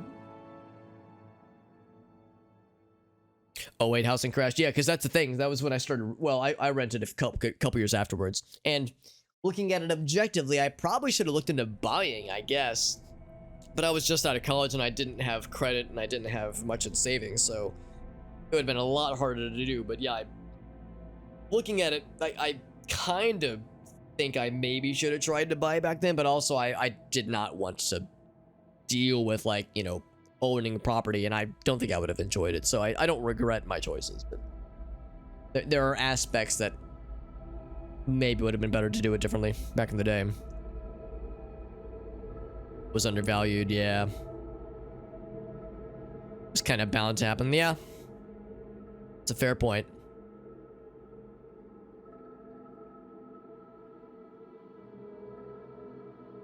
Community's trying to make the area more appealing for businesses. Yeah. Yeah, and that's a complicated one, isn't it? Because, like, there's a lot to be said about, I guess, the term gentrification comes to mind with like certain areas trying to like build themselves up in ways that, yeah, to make themselves more appealing to some demographics and markets, while screwing up, maybe not screwing over, but, well, yeah, sometimes screwing over others, other demographics, or like yeah, encouraging certain types of businesses and endeavors while discouraging others, because, well, having this here would make our property values go up, whereas this utility or this service over here would lower our housing, our house's value, or our property's value. So like, yeah, like to your point, it's like when communities try to make concessions or try to encourage or disincentivize certain kinds of things being built, certain kinds of properties and businesses being built up, then yeah, it's like it just causes the numbers to fluctuate, and when things get good, it means prices get good, and when prices get real good, then that means they're harder to buy into, and that means it affects rent prices too. So yeah, it's like everything's interconnected, and it seems like it's so easy for it to get, you know, maybe not out of hand, but well, sometimes out of hand, but more just like I don't know, it's just all interconnected in ways that are sometimes hard to plan for. 560 utilities. That doesn't sound half bad, Whale. That sounds actually pretty nice, especially in 2022. That's the kind of thing where, like 2011, when I was looking for apartments, that was like about what I was seeing. So I'm actually really encouraged by the fact that there are places like that nowadays. I'm guessing, I know you said it's a pretty small place though, so I know it's not the best, but I'm glad that it's like reasonably affordable. It's like, yeah, there are some places, I don't know what your square footage is like, Will, but there are some places like on the coasts where like a 1-bedroom apartment, you know, based on kind of how you described it, with like, you know, maybe a comparable square footage, is like well into 4 figures. It's like, damn, son, that sounds awful. Take a long nap. Yeah, take a log nap, rather, while the priest stares at me. Yeah, so he's just gonna stare at me. Waiting for yeah, that's where I was at. Well, it's like I would have struggled to make a down payment right out of college. I could have saved up for it eventually, but yeah, that down payment's a scary number sometimes. Yeah, is that not in? Yeah, not in my backyard. It's not wide housing market. Well, that's a fair point. I'm not trying to say like that's like the sole cause, but yeah, it probably contributes to it. 20% were, oh, well, yeah, that makes sense. Yeah, I'm not surprised by that, also 20% purchased by investment firms. I do not doubt it. Industrial factories. Oh, interesting. Yeah, that makes sense.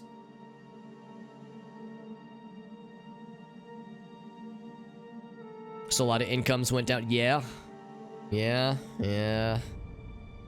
Interesting. I didn't even thought about that, Johnson, but what you're saying makes perfect sense. And yeah, since, you know, living where you are, you've probably seen it firsthand. Oh yeah, and also, yeah, of course, thank you, Johnson. Thanks for hanging out, and be careful putting on your shoes. Please don't sustain more injuries, please. But thanks for hanging out, Johnson. But yeah, some interesting perspective though. It's interesting. I didn't realize that. Yeah, like she was saying, like industrial stuff around their area. But yeah, that's a lot to consider. Because yeah, like there's like the historical perspective of because I don't know if that's so much a thing specifically around the lakes, but like I know of like some places further east, like I guess like West Virginia, some of those states were like, yeah, they were like impacted real bad when coal mines started to be less lucrative. So a lot of like communities that were like built around certain industries, when that started to go away, then yeah, incomes tanked real bad and it fucked a lot of things over. By the way, I should probably level some things. Let's probably get the usual Holy Trinity. Getting up there. Speed 80, 78, 70, pretty good.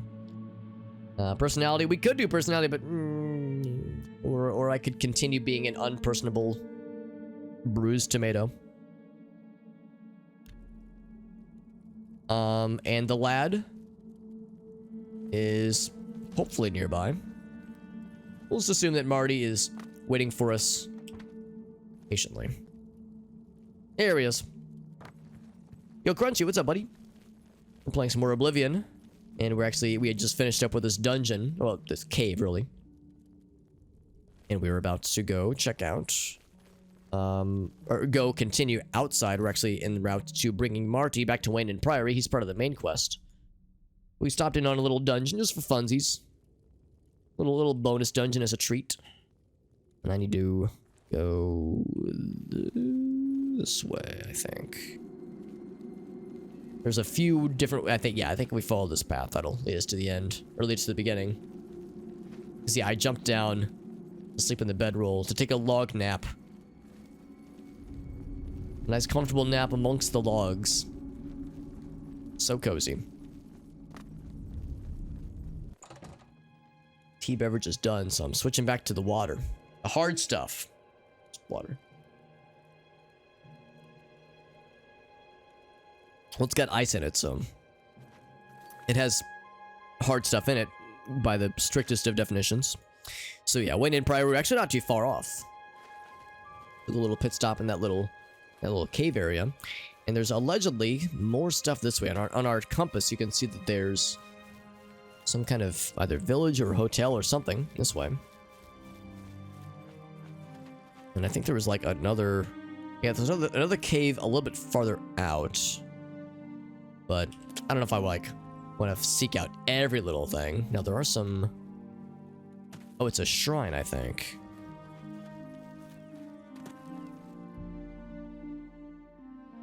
To receive my blessings. Julianos. Cool, thanks, bud. Look at us getting all the buffs, hell yeah. Oh, here we go, yeah, so what is this? Just a little cottage. I hope a little cottage out in the middle of the woods. I hope a witch lives here that's gonna feed me candy and try to eat me. Weatherly. Oh, I don't need this torch, by the way. We're in broad daylight, I don't think we need this. Wanna come in, bud? Let's go check it out. Oh. Well, I was expecting a cozy scene. Instead, I found a fucking murder scene. Damn. Place got fucked up. Dude got roasted in his own fireplace. Jesus. There's no bad guys immediately nearby, apparently. Apparently, multiple murders happened here. Multiple deaths happened.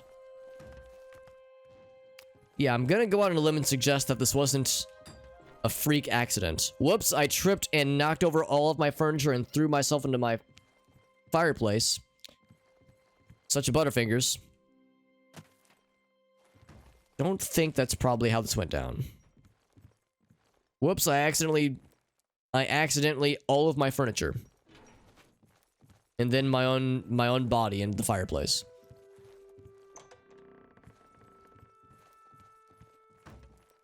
So this, I guess, was a hotel at one point. I'm like, oh god, what grisly scenes am I about to discover? Do I want to know? Wait, was that a stool? Oh, shears. I thought it was like an icon for a stool, and I was like, excuse me?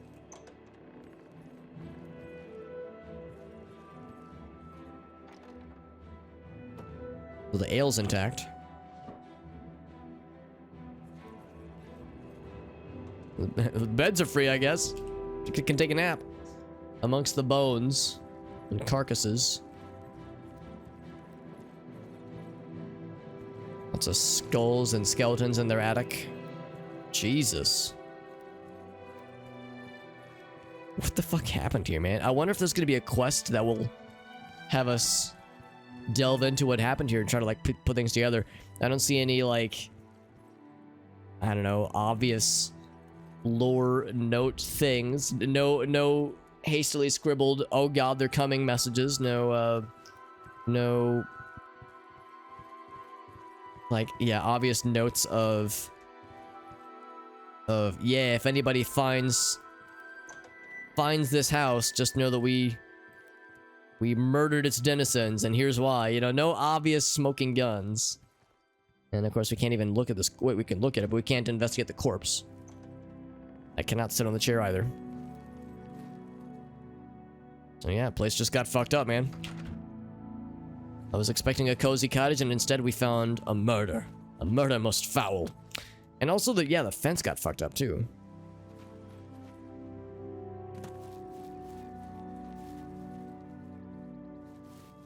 Anything like elsewhere? There's some presumed ruins back that way.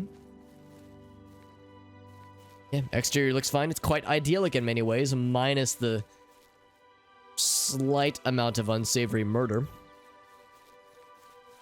or ruins that I have not been to. So I'll allow myself to get distracted for once.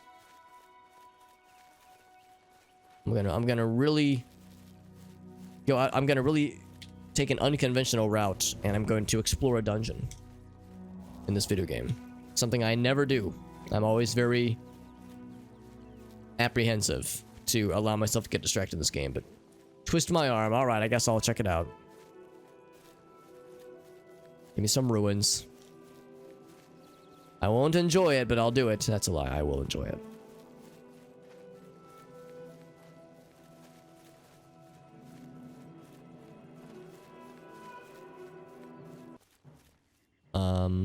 Ellenglin.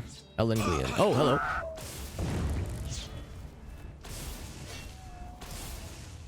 It's I like how he just hit him with the uppercut. That was sick. Good job, Martin. There's probably more of that where that came from, though. More trolley boys. Oh god, that's it burns. It's so bright. Oh fuck. Just bright stones, slabs of stone. Turn down those stones, goddamn. Future's so bright. I need to wear my shades indoors. Well, I'm indoors right now, but our character is outdoors. Oh god, another one of these where steps are complicated. So we saw the entrance. I'm gonna see if there's any other cool thingies out here, but the entrance to the dungeon proper has been discovered. I guess Marty's probably not behind us yet. Sometimes we get lucky and you'll find little bonus treasure chests. Oh, there he is. Bonus treasure chests or little hidden caches. Not seeing a lot of those this time around, though. Some flowers. It's kind of neat.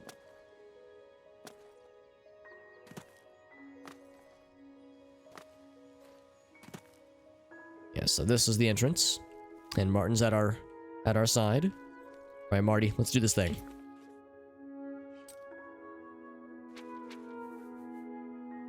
My faithful torch. All right, we are ready for an adventure. Hell yeah, let's do this thing.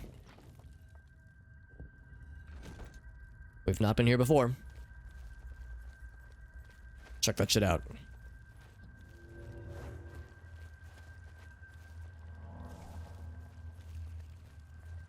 Ghosties. Must have to turn undead for these motherfuckers. Whoa! So I turned undead. Oh, Marty, don't be a hero, please. I mean, he's thankfully he has plot armor, so he won't get killed by these things, but they will fuck him up. Marty, I might just have you chill here, buddy. I might have you not go in. Okay, he does have healing, obviously. Yeah. I might just have you wait. You need some. So you're not setting off traps constantly, please. I fear that as bad guys appear and that he gets aggroed, that he'll just continue to fling himself into danger with reckless abandon.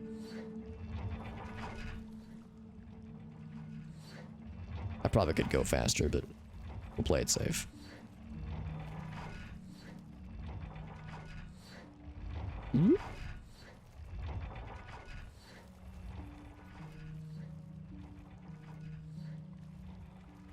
The idea of being crouched and stealthy while you're having a torch out in this game never fails to amuse me.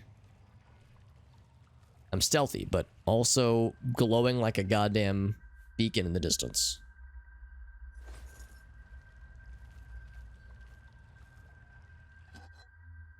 Vampire dust. That's a good calcinator. That's very good, actually. I'd say that's an upgrade. A significant upgrade, even.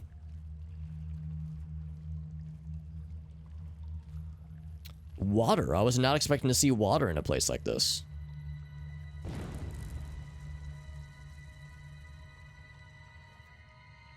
See skeletons. Whoa. Game, you doing okay? Uh-oh. Uh-oh, that's not good. Oh boy.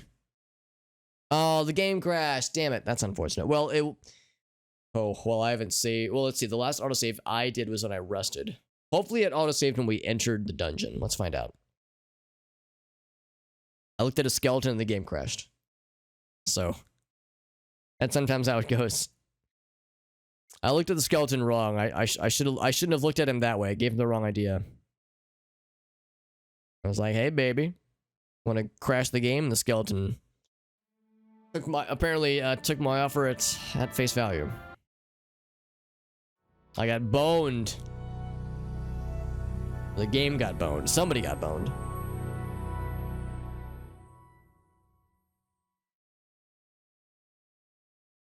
That's okay. That's okay. We'll get back to it.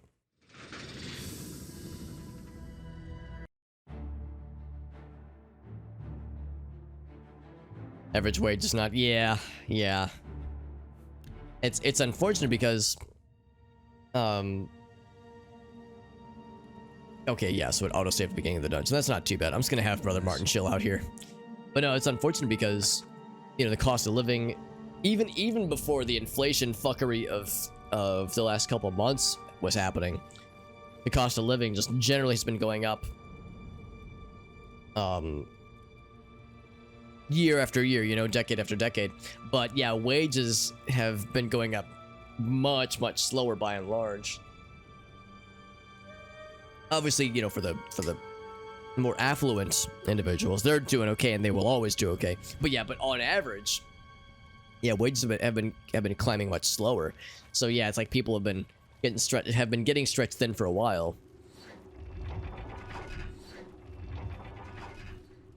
And now it's being like further exacerbated. So yeah, it's like extra shitty right now. Just beyond frustrating. And like I'm in a pretty comfortable position. Like I'm paid, I would say, decently well.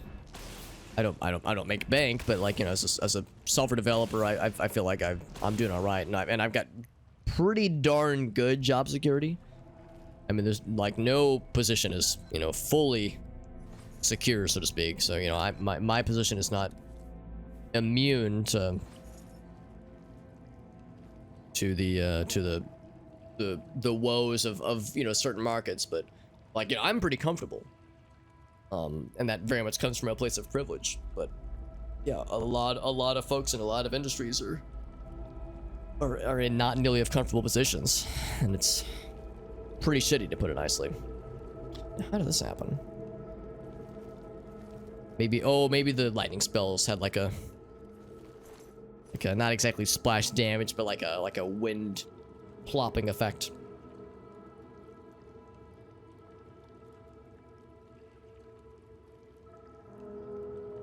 Yeah, 19,000, which is, yeah, that's not much. I don't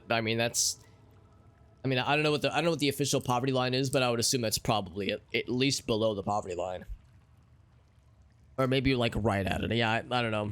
I'm not exactly sure, but yeah, that's and again, that's a median, which is, you know, supposed to be a measure of like the middle out of a large group, or some set size. Can I set the spiky? Oh, maybe that's not a spike trap. Never mind. I want the spike trap to go off, but I don't think that is a spike trap. Like how, yeah, you turn undead and they run just kind of forward. They're just trying to run away. Actually, I'm gonna wait on this. I'm gonna see if the spike trap activates. If it is a spike trap. Ow. Oh, those things. Okay, I guess it's not a spike trap then. Oh, it is. Oh, fuck. It is a spike trap. Damn it. So it just doesn't activate until a certain point. Oh god. How do I jump up? Uh-oh. The answer might be I don't. Oh, there we go. I was like, when's it gonna go? And then it didn't go.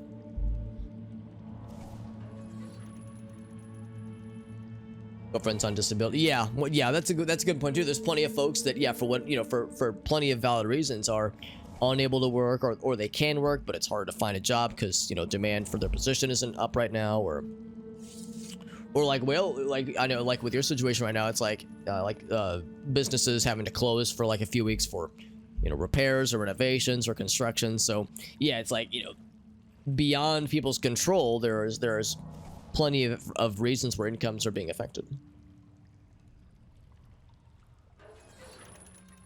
Get a side job with music. Are you making music, Whale? 'Cause, you know, I love talking music and I love listening to new stuff, so that'd be pretty sweet. Also, yeah, I wonder if I can hurt these things, because they can hurt me.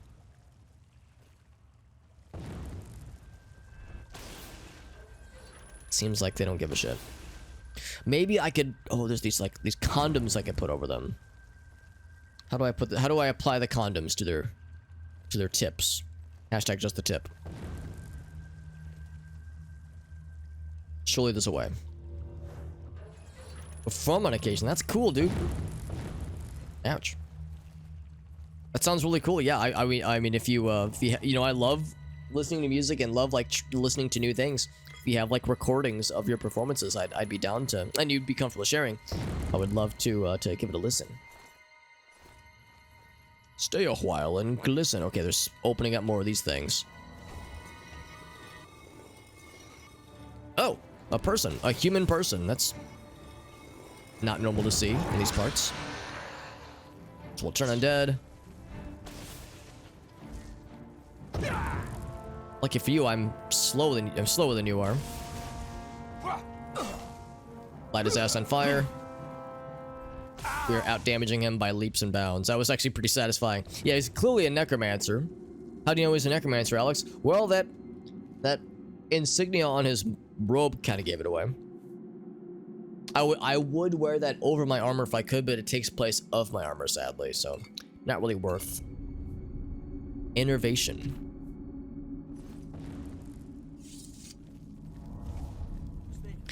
Fighting necromancers in games like this is really freaking cool. Ouch.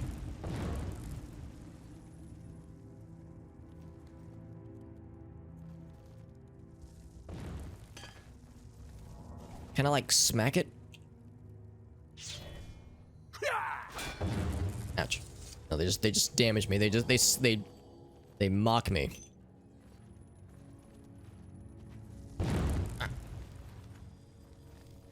I wanna do the things, man. Short sword of, oh, that's real good. That's real good. Wowzers, that's better than my fanciest sword. The really heavy bastard. Well, it's equally good to the heavy bastard, I suppose.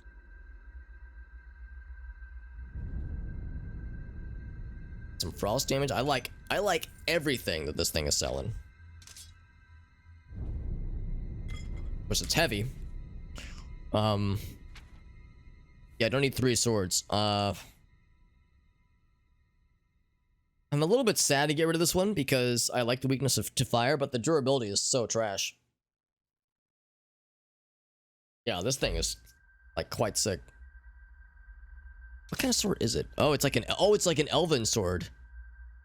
We look exactly like Legolas. We are the spitting image of Legolas right now. That's pretty sick. Yeah, I think we'll drop this one. It's heavy, and the old one, that is, it's much heavier and is much less durable. I'm hoping this one will last a little bit longer. I'll probably still mainline this one for a bit, but that's pretty damn good. That's real damn good. Ouch. All right, I picked up the stone so I could get some more magics. Ouch. Okay, I need to leave before I get murdered by these trappies.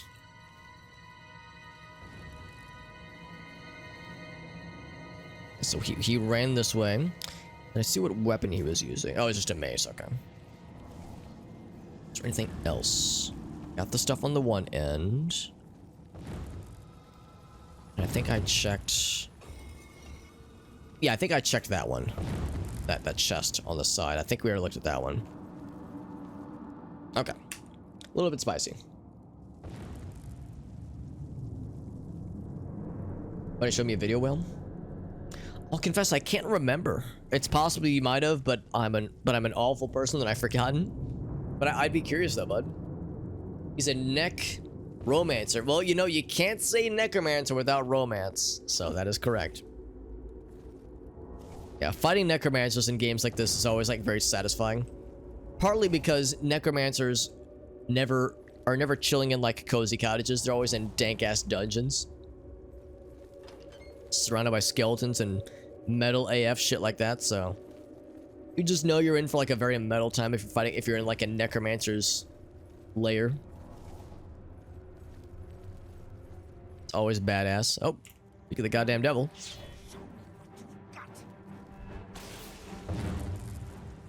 I'm still getting my booty slapped by those freaking turrets. Let me just knock your shit off the tables.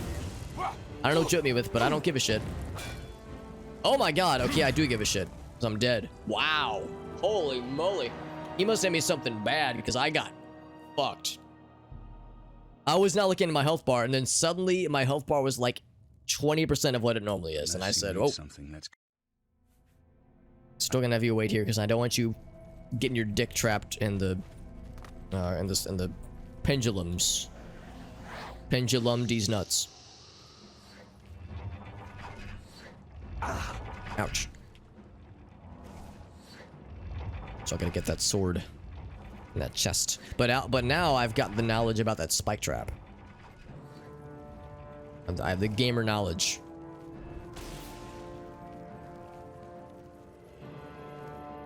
Oh god, the skeleton was being weird. Now the skeleton did not get got that time. I'm a little bit sad about it.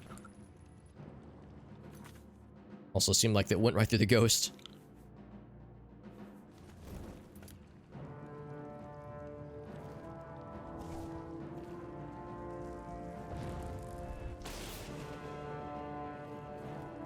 I think it legit is immune, or the ghosts are immune rather. Kind of makes sense. I think ghosts in real life similarly would not give a shit about spiky traps. What I'm saying is that this game has realistic ghost physics.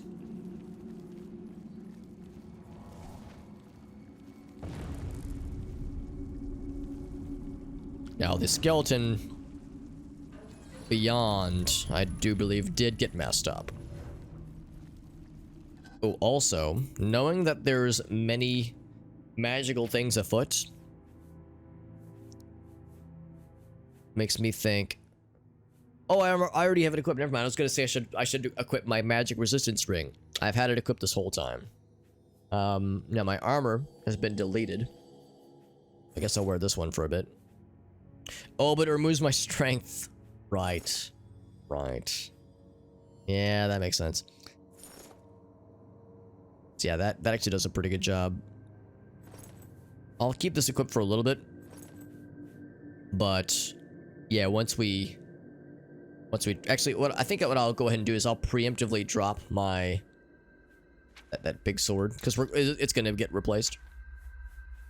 Because that's the heaviest thing we have on our inventory, so we'll do this. Yeah, that's probably the best setup right now. Resist normal weapons and a bit of armor. It's not much. The reason I'm hanging on to this is more just that I want to sell it. Our greaves are still pretty messed up, but otherwise it's still something. Oh, and our helmet too. It's a pretty light helmet though. Fortify Magicka is more the important thing. I got this shield too that I want to sell. All this expensive stuff, man. Yeah, the sword looks so cool. And it's pretty darn good, but the durability is just not the goodest. Now, you're still alive, alright? That's not allowed, okay? Could you just walk into the spike trap, please.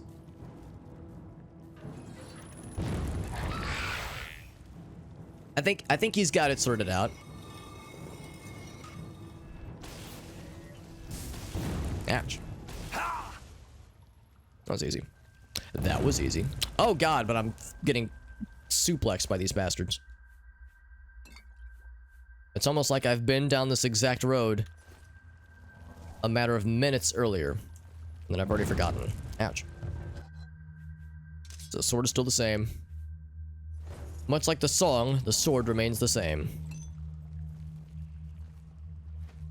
Hit it with the jukes. Ouch. We're healing past it. Ouch. Alright, so there's the Necromancer lad. I need to make sure I'm fully healed up before I attempt to spank that Necromancer. In fact, I should save before I get too cozy. Is it that room?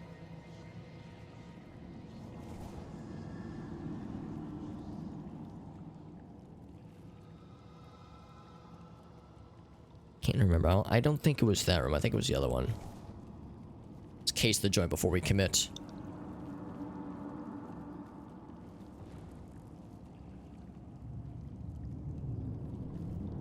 Aha. Oh, it's a lady. I think. It's a lady Necromancer. And that was the one that was like, I think this is like the boss Necromancer. Because that first one was pretty squishy, but this one was more spicy. Or crunchy. The previous one was squishy, this one is crunchy. So I got the save.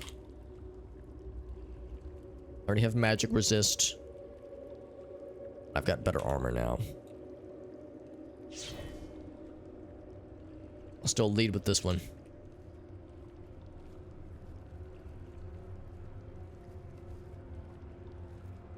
Be real cool if I could sneak up on her, because last time we like discovered each other at the same time.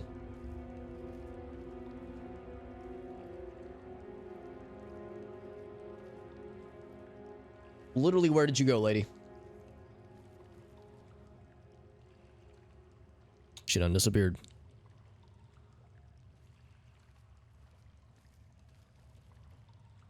Oh.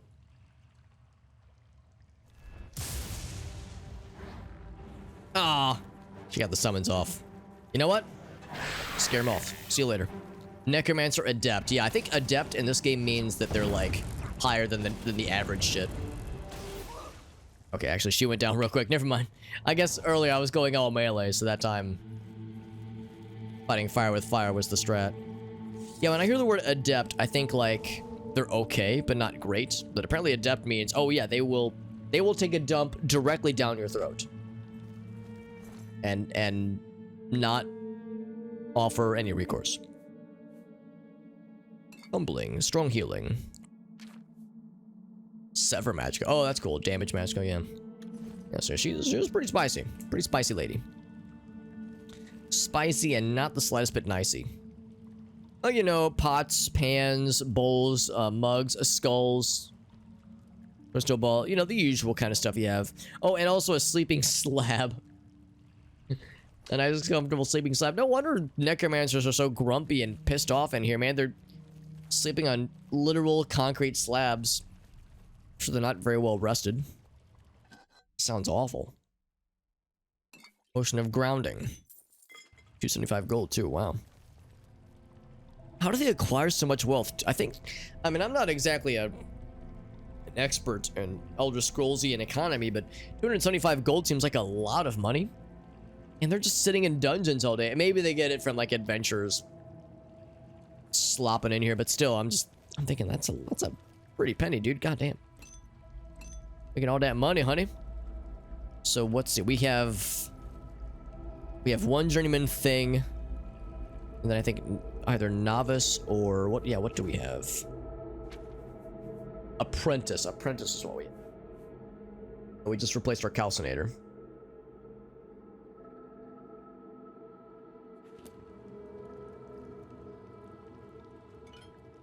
Oh, over. Oh, because I relinquished my armor. That's right.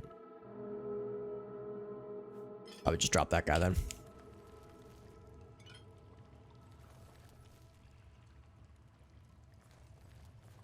They're performing some mild experiments on corpses tying them down and such.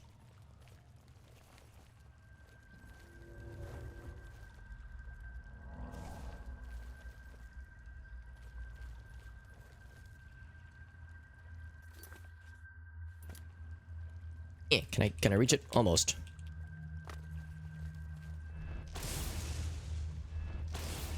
There we go. Whoop. One more.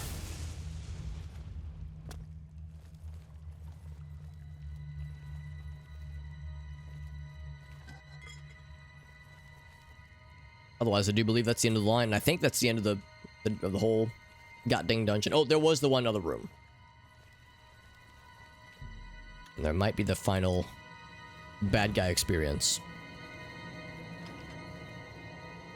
Oh, that's where they're open for me and these motherfuckers.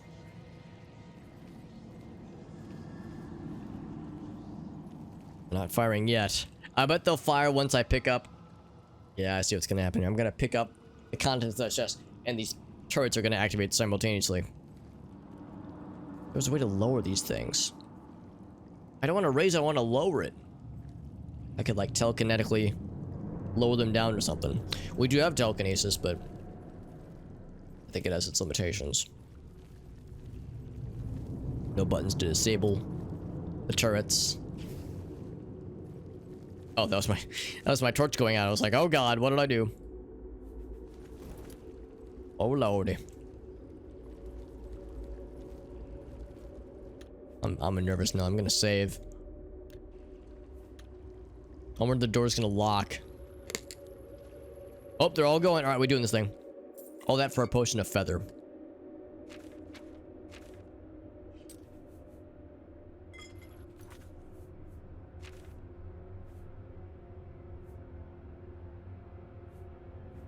See, the journeyman's calcinator.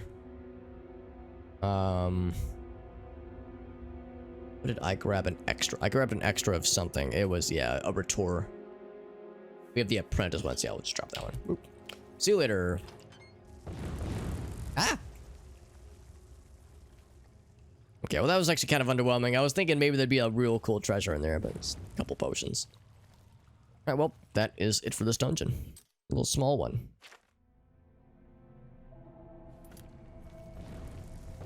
Now we get to go backwards to this fucking nightmare. It's not too bad though, I don't think. Just gotta chase this trap down. I did buy a bunch of spikes along the way. Or, not spikes, a bunch of ice balls. Oh, that was the ghost. I was like, who dropped this pancake on the ground?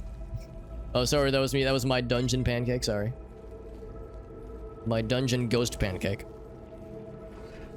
Whoa, I just walked face first into that damn thing. I did what I warned Martin not to do. Do as I say, Marty, not as I do.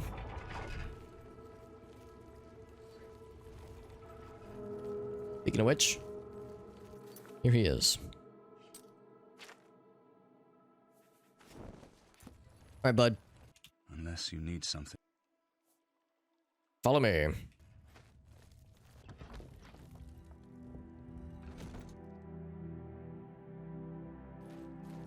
Not too bad, not too bad. And like I said, got a cool new sword. Not this one, but the other one. So cool. Literally, because it is a freezing sword. Scorching and freezing. Again, if we could dual wield, we'd be in business. So it's apparently a cave somewhere further northeast if we wanted to find such a thing. Otherwise, straight shot to Weynon Priory. Let's continue, my friend.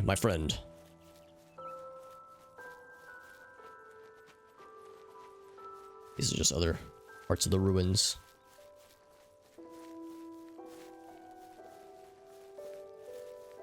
This is apparently a cave further to the northeast. It's a little bit gray, which I think means it's a little bit farther out. And then is that the cottage we just came from? Oh, that's hack dirt. Yeah, we're happening upon hack dirt, which means, oh, motherfucking bear. Don't be a hero. Don't be a hero, Marty. You got too much to live for. You're kind of, you know, the Empire's last hope and such and such. And an 8-pound bear pelt, by the way. You good, fam? He's healed up. Yeah, he's good.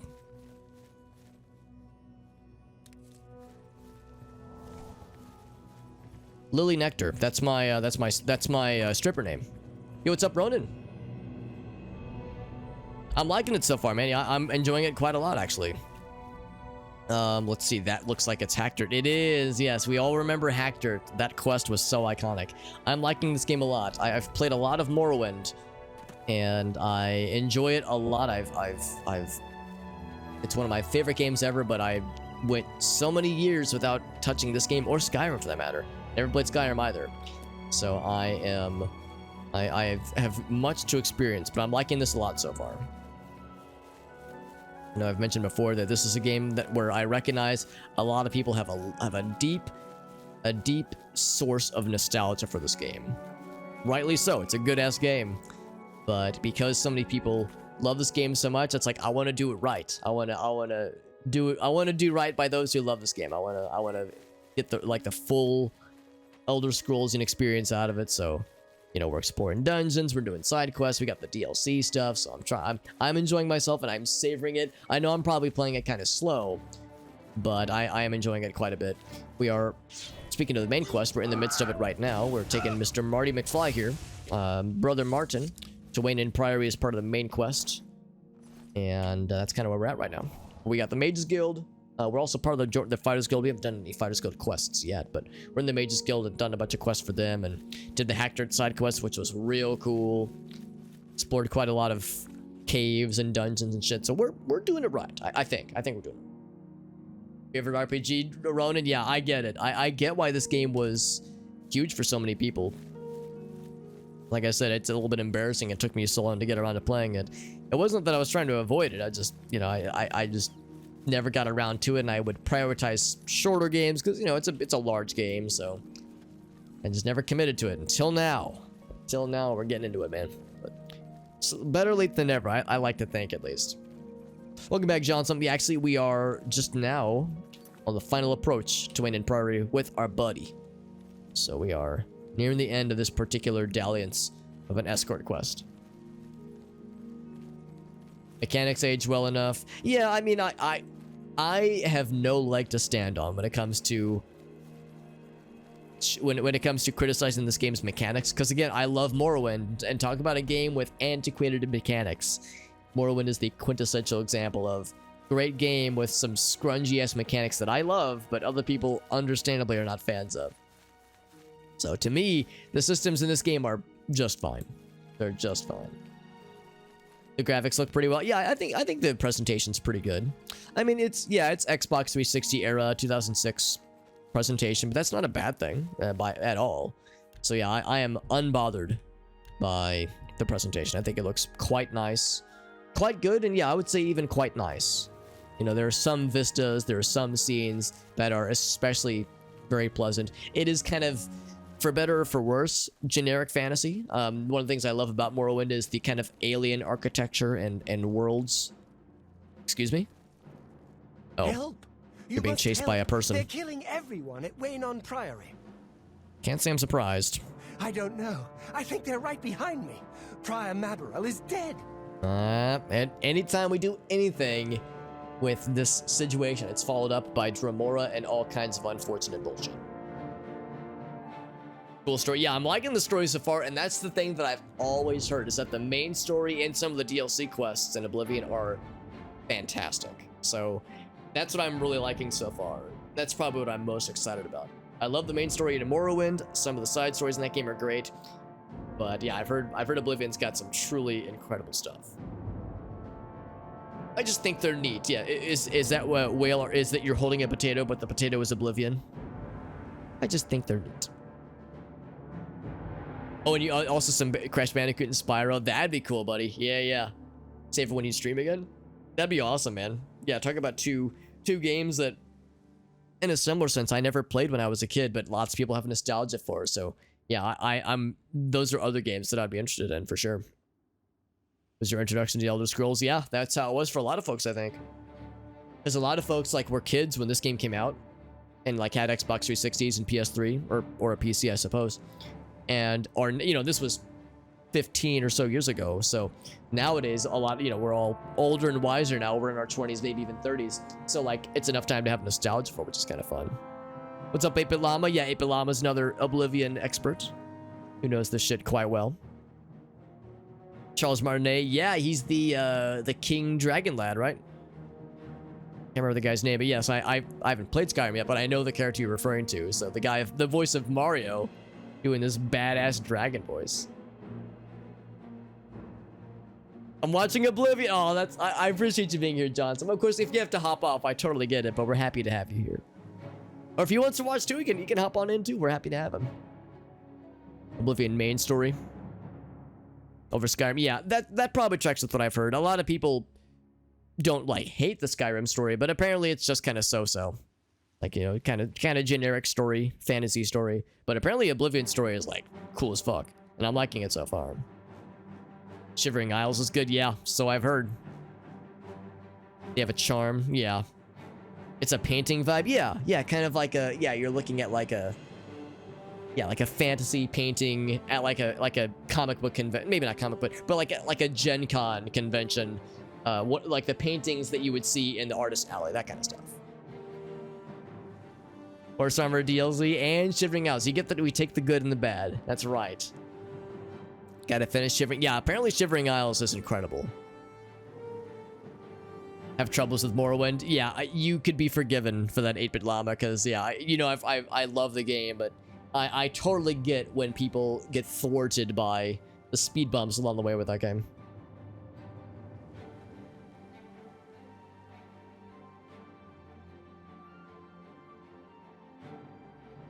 In charge of...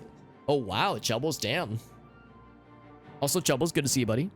Oh, no, Chubbles, you were in here earlier, sorry. But, university student. Interesting, yeah. It sounds like you've had an interesting experience path, career path that led you here. Although with university, obviously, it's like you're learning, you're gaining education, so I understand, yeah, it's probably a switching in some ways, but hopefully it's fulfilling for you, but that sounds exciting.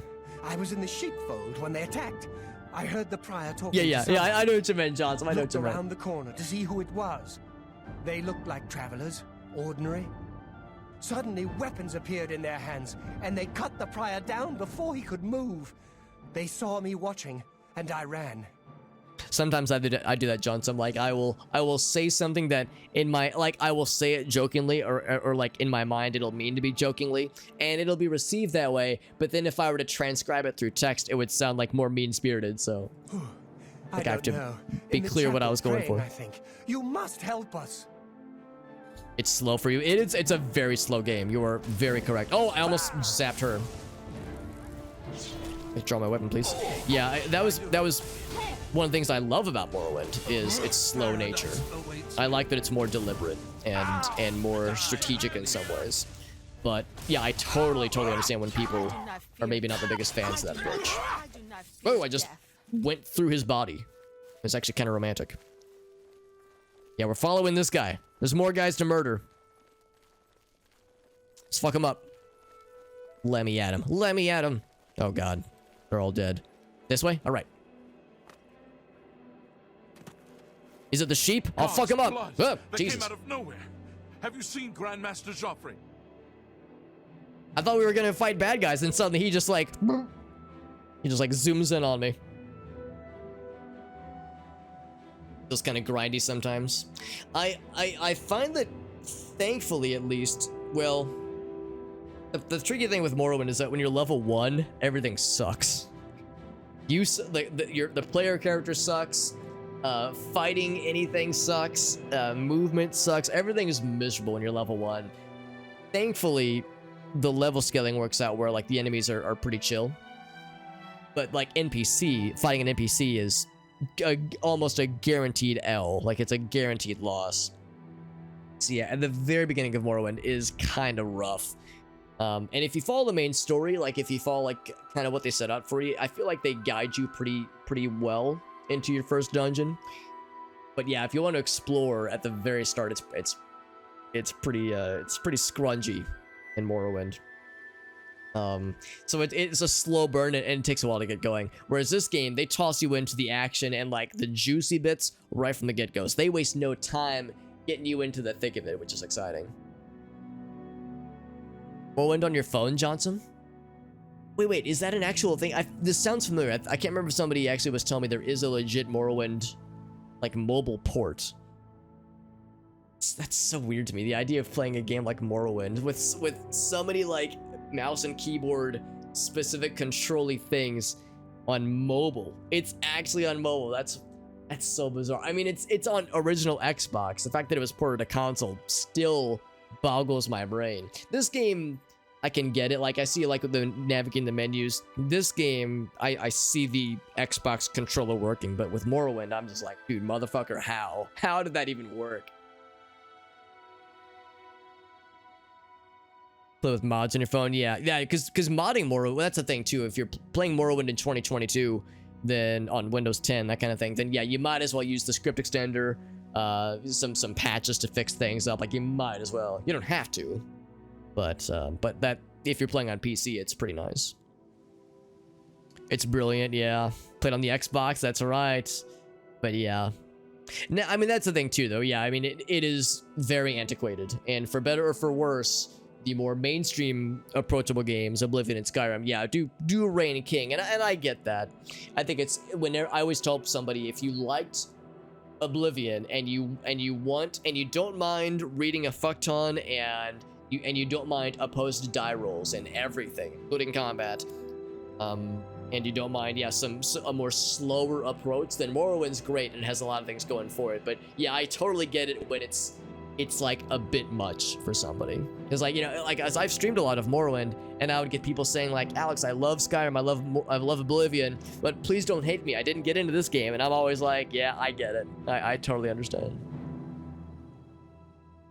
Damage mods for Skyrim. That's interesting, yeah. So it's like you're never fully like invincible, Chubbles. That sounds like an interesting balance. Get a control in the phone, yeah. You could probably connect a keyboard too, I guess, but yeah. Might have the combat rolls to hit, yeah. Yeah, I mean, I don't mind the opposed die roll system in Morrowind, because yeah, it's a system that a lot of other PC games at the time used, but by today's standards, it's pretty antiquated. So let's see. In the chapel, I think. He may need our help. I think that was what the lady said. 2 arms! No, don't close the door. Oh, you are injured, by the way. Let me see if I can get you patched up real quick. Before we murder more demons. Actually, they're more the cultists. Come back, I'm trying to heal you. Alright, whatever. I gotta save my magic for fighting the bad guys. I'll go first. Your timing is excellent. I do not fear On the right. I think we just had a standard NPC interaction there. All I heard was, your timing is excellent, something, something. It's like he was happy to see me. And we killed bad guys. So somehow he lived. Thank Talos. Is that a They motherfucking attacked without Daikatana? warning. I was praying in the chapel when I heard Prior Maberel shout. This man's I had packing just heat, I time like to it. arm myself. The Amulet of Kings. I fear that was the target of this attack. I kept it in a secret room in Weynon House. We need to go see if it is safe. We'll go together, but I fear the worst. He says, I'm a man of non-violence. For the Amulet of Kings. I'm a holy man, but I'm not afraid to kick some ass, he says. And shockingly enough, he is not injured. I'm almost disappointed. Hi there. They're all just standing around. Yes? Yes? They've taken it. The Amulet of Kings Nothing to is fight out gone. here, at least. The enemy has defeated us at every turn. Those motherfuckers. But I got old Marty So it has McFly. not all gone against us. Thank Talos for that. We gained Uriel's heir and lost the Amulet of Kings. Martin cannot stay here. We have driven them off, but they will be back. Could you once speak they up, learn please? of Martin's survival. Music's loud. Which they will. I keep turning it down, but then it's too low during the overworld section, so I just wish I could raise the volume, the voice volume more.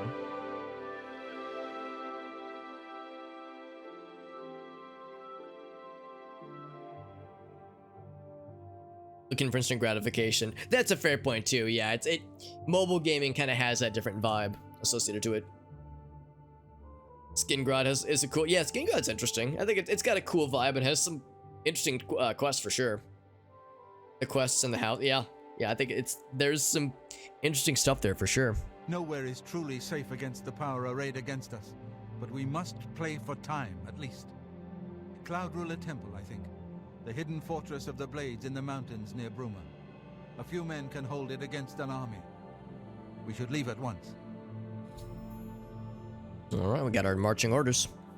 With the amulet taken by the enemy, we must get Martin to safety at Cloud Ruler Temple.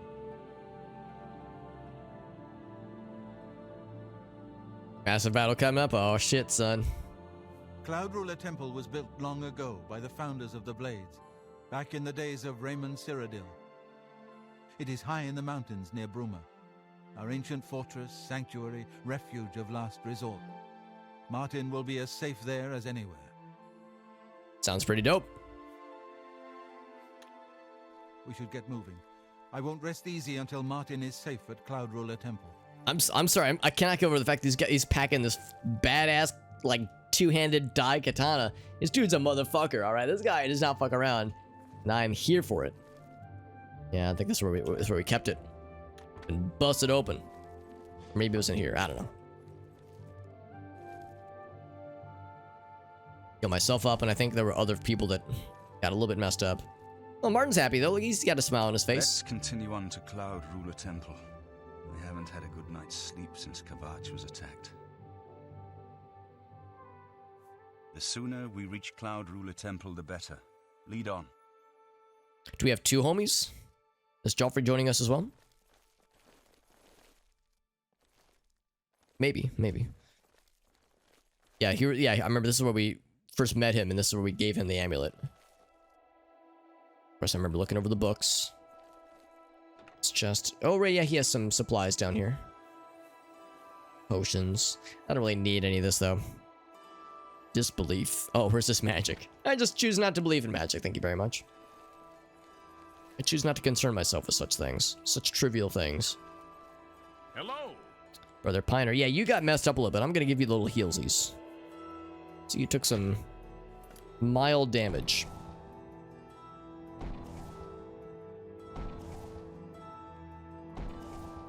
Joffrey was at 500% anger. Does that just mean he like attacks everything on sight? Because I would be, excuse me, down for a murder monk playthrough. Evening. Of just a pro-violent monk. Neighbor. He was dead when I came outside. Who could have done this? The actor might have passed. Oh, that's a shame because I like his voice. Farewell. But yeah, since this game was 16 years ago, give or take, that yeah, it's enough time that has passed, unfortunately.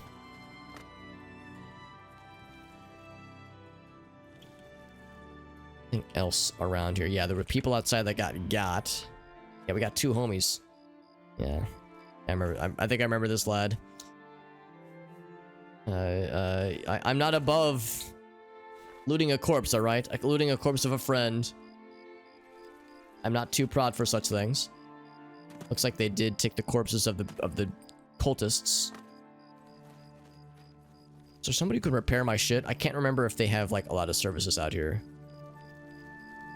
Guess they're just walking on their own, I guess. We're getting horses? We're kind of neat. Here, I'll meet you guys here. Oh, they're just gonna follow me around. They're following me around on horseback. Yeah, I want to poke around a little bit more. This is where we found Swordman. Yeah, we fought these lads. Mythic Dawn.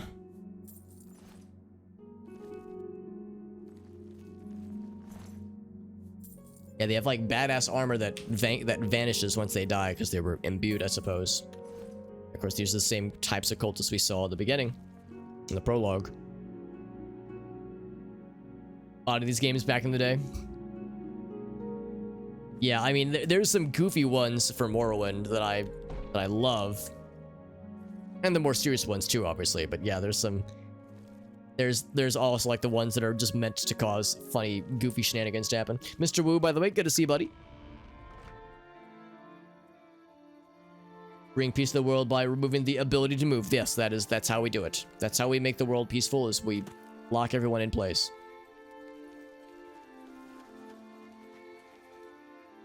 There's a lodge. Yeah, I don't think there's much else here, though. So now it's empty. I'm gonna steal their pumpkins. That'll show them. Voice actor. Oh, okay. So that was about, yeah, wow, 8 years ago. Wow.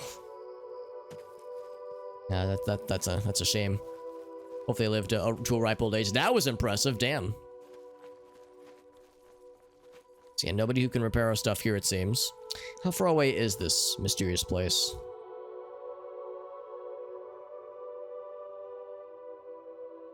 It might not be on our quest thingy. Yeah, it's not an active quest. So, phew. It's a northeast. It's way up here. Wow, that's pretty far. We got a hike ahead of us. And I think, well, we've never been this way at all. I see these two are on our map. I think they're on a map because they have artifacts that one collector might want. What I might do is take a little jaunt through Coral so I can get my stuff repaired, sell off some things, that kind of thing. Hopefully these guys won't mind. Can I just gank a horse? I guess it's mine now, right? Here, I'm gonna save first because the dude is dead. Maboril.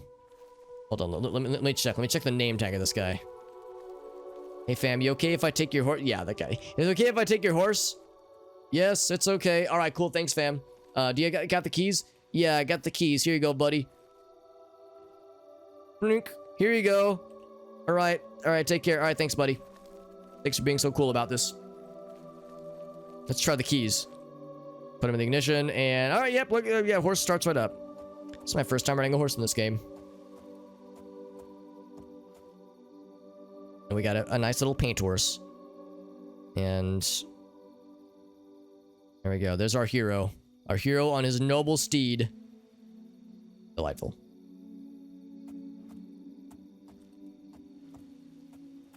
But like I said, I want to make a quick pit stop through Coral, which is right in front of us. Shift. There we go. Being on a horse is weird. My horse is amazing. I wonder if he tastes just like raisins. Can you gank a horse? Nay. Thank you, Woo. 78. That's not like ancient, but it's, you know, it's not young either. So hopefully they had a good life. I am 8-bit llama. Yeah, I mean it's hard not to. It's hard not to when you have a face this handsome and you're getting attacked by motherfucking bears. Excuse the shit out of my goddamn French. Horse, please. This does not concern you. Oh wow, I zoomed out real far. Ouch. Where's my wrecking crew? Where's my homies? The boys have left me. Maybe they got stuck on something. Motherfucking black bears out here.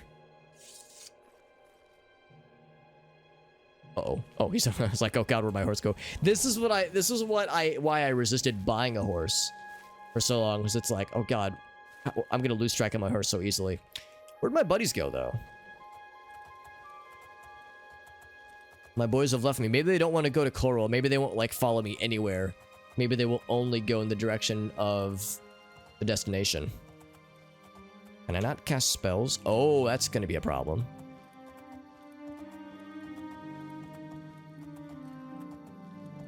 I left them by the stables. I think. They got stuck. That's what it was. All right. Enough grab ass and lollygagging. All right, let's get back to it. Have a good night, 8-bit llama. Thanks for stopping in, buddy. Don't drink the lemonade. The lemonade I stay away with. It's the yellow snow that gets me every time. I always think it's gonna be a tasty lemon slushy. Looks can be deceiving. Watch out where the huskies go. Don't you eat that yellow snow. I'm trying to find the entrance to this place, because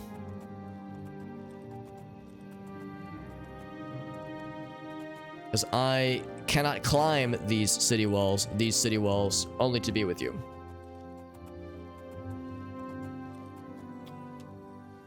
Is this a enemy friend? An enemy lad? It looks to be that way. I think I just zapped my buddy. That's a lot of blood. And the first thing that comes to mind is Killing Floor. When the voice actor goes, "I'm bleeding like a stuffed pig."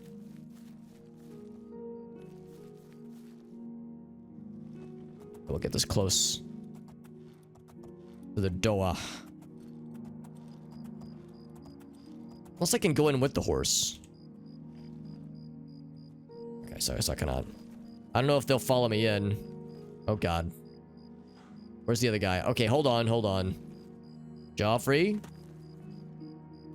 Geoffrey? Oh, is he dead? Oh, Jesus. That's... I was like, dude, don't you... You are precious cargo, my man. Blade, my place is at Martin's side. You coming, bud? We should get moving. I won't rest easy until Martin is safe at Cloud Ruler Temple. Okay, he might not... Sorry, I stuck a horse's ass up my face. So Marty's with me. Marty's ride or die, but Joffrey's... He's like, I don't know, man. I don't want to go into Coral. That place scares me. I only want to make a pit stop, right? This is the equivalent of you're on a road trip and you need to stop to use the restroom, get some gas, pick up some soda, some chips. I'm going to Coral. You guys want anything? Oh, the is come with me. Okay. Did you give me a Mountain Dew, a Diet Mountain Dew, and some Funyuns? Fighter's Guild. You know what? Yeah, stop on the Fighter's Guild. They can repair my shit. Johnson says you want a Mountain Dew. Anybody else want anything while I'm in Coral? The equivalent of the world's 7-Eleven. The 7-Eleven of Oblivion. Anybody else want anything? One of my favorite memes is somebody on Twitter will be like, Good to see you. "I'm at Starbucks, you guys want anything?" And it's just the comments being like, "Yeah, could you get me a large mocha, please?" Profit. He preaches in Anvil. Appeared right after the attack on the chapel there. Sounds like the usual... Cure disease and... Oh, yeah. An IRL cure disease potion. Let's see what I can do, fam. A cure muscle connected tissue shenanigans potion. Where would you go for the best blunt weapons? Okay, hold on. Where would you go for the best blunt weapons? I need to get the timing down perfect. Where would you go for the best blunt... I want him to say, "Where would you go for the best blunt?" and just have it stop. For the right price, I can make anything good as new. For the right price, he says, and then he gives you one of these. For the right price, I'll make it as good as new. Wink. Real subtle. Repair it all, baby.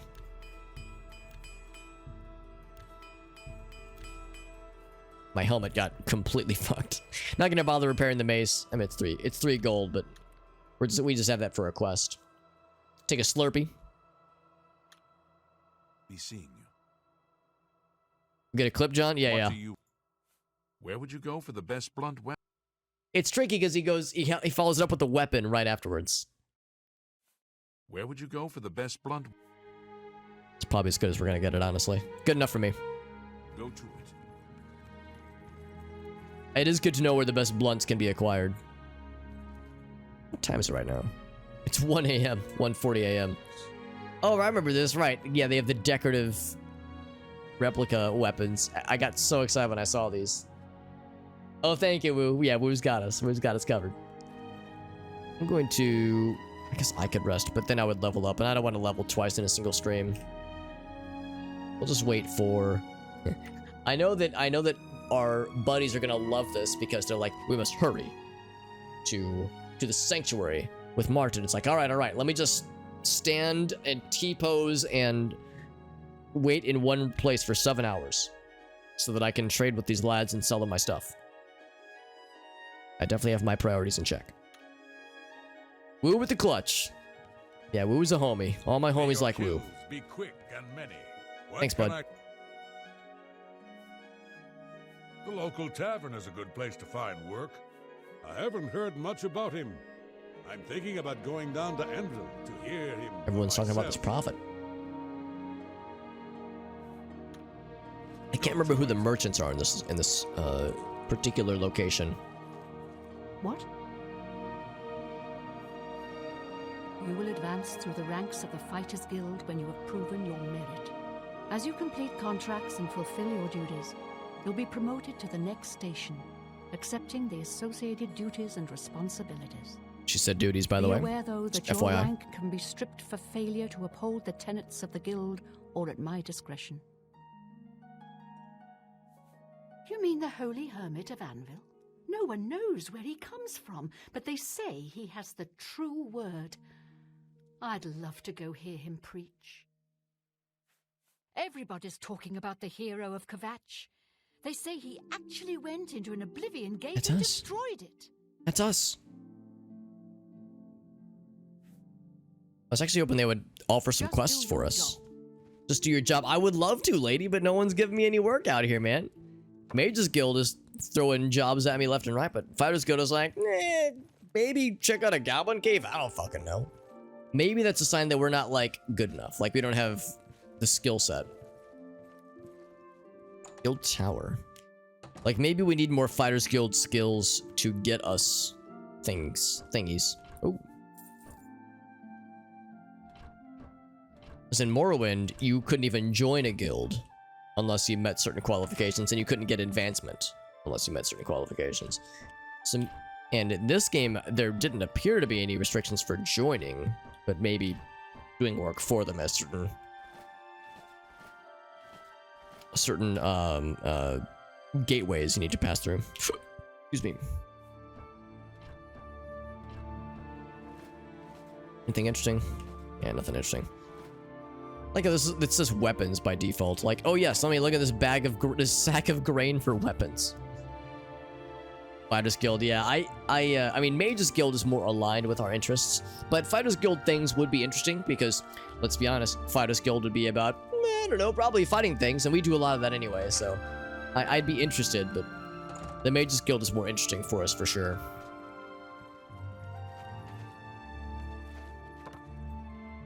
Yeah, not a ton of people. Here's another person. Hello. Yes? Yes.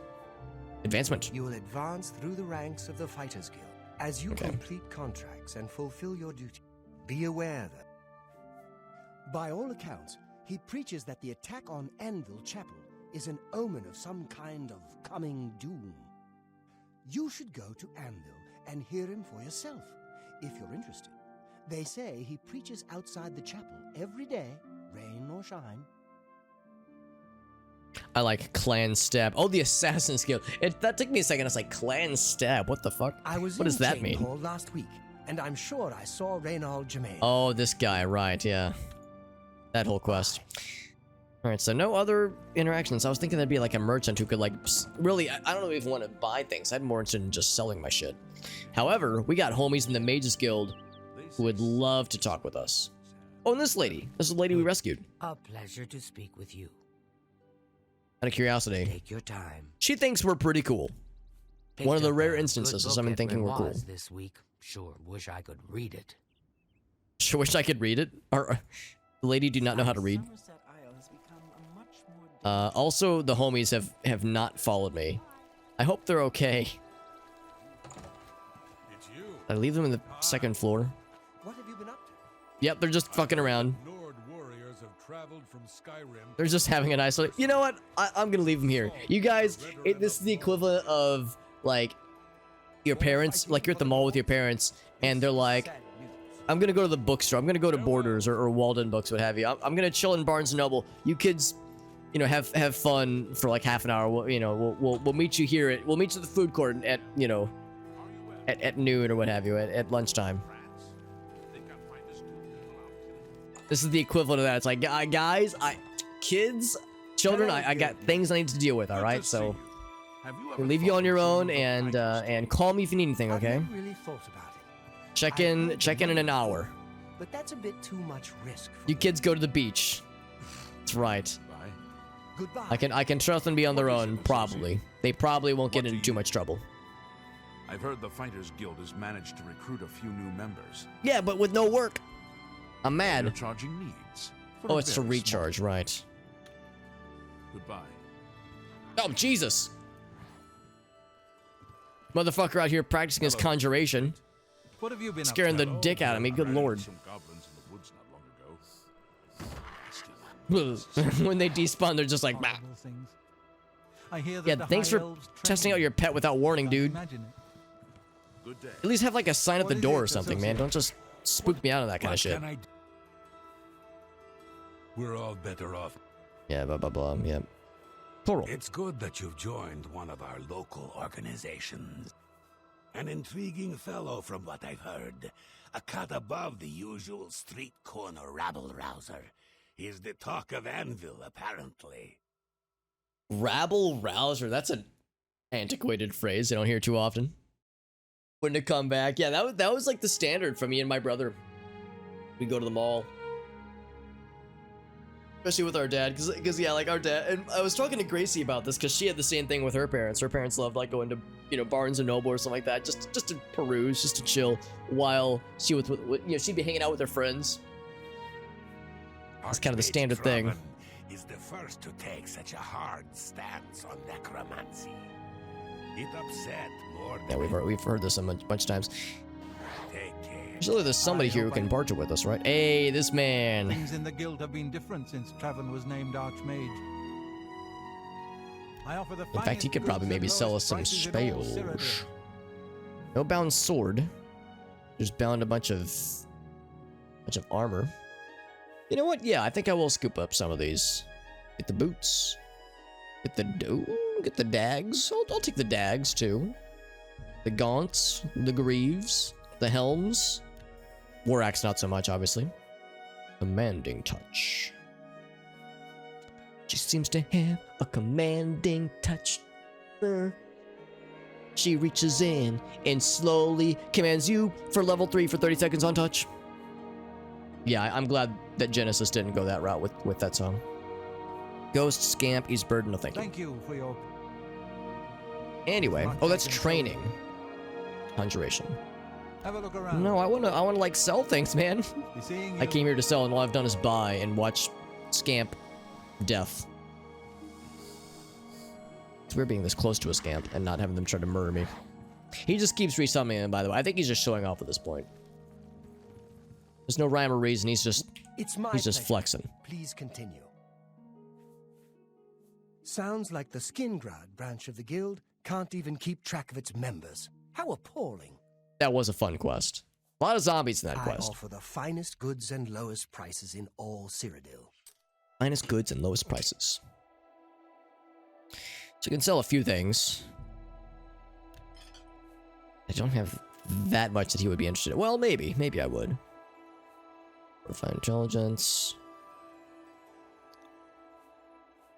Humbling. Yeah, we can sell a bunch of That's these. a fair deal. Poison, feather. I'm not going to use that. Get that out of here. You're out of time. I'm out of time. There we go.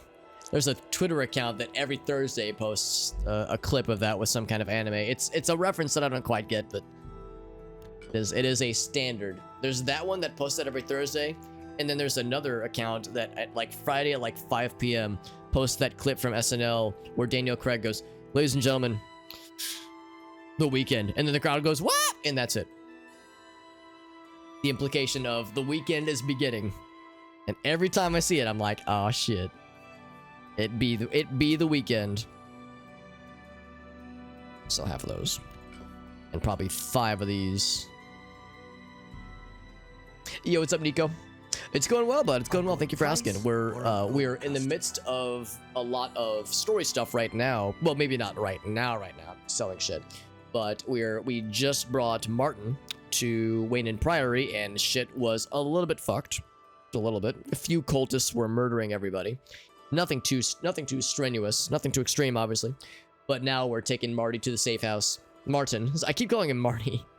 Taking Martin, brother Martin, to the safe house, and we're making a pit stop in Carl to sell off some things and get some stuff repaired, just because it's been on my list for a while anyway.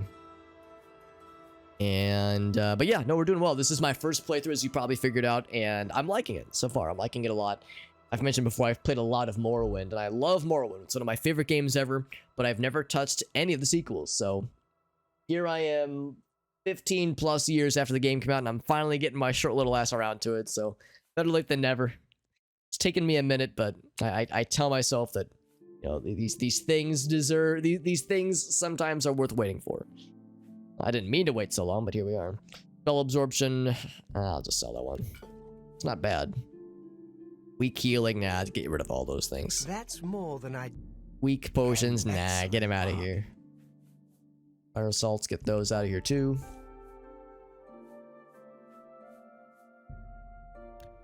Vampire dust. Soul gems. Yeah, get them all out of here.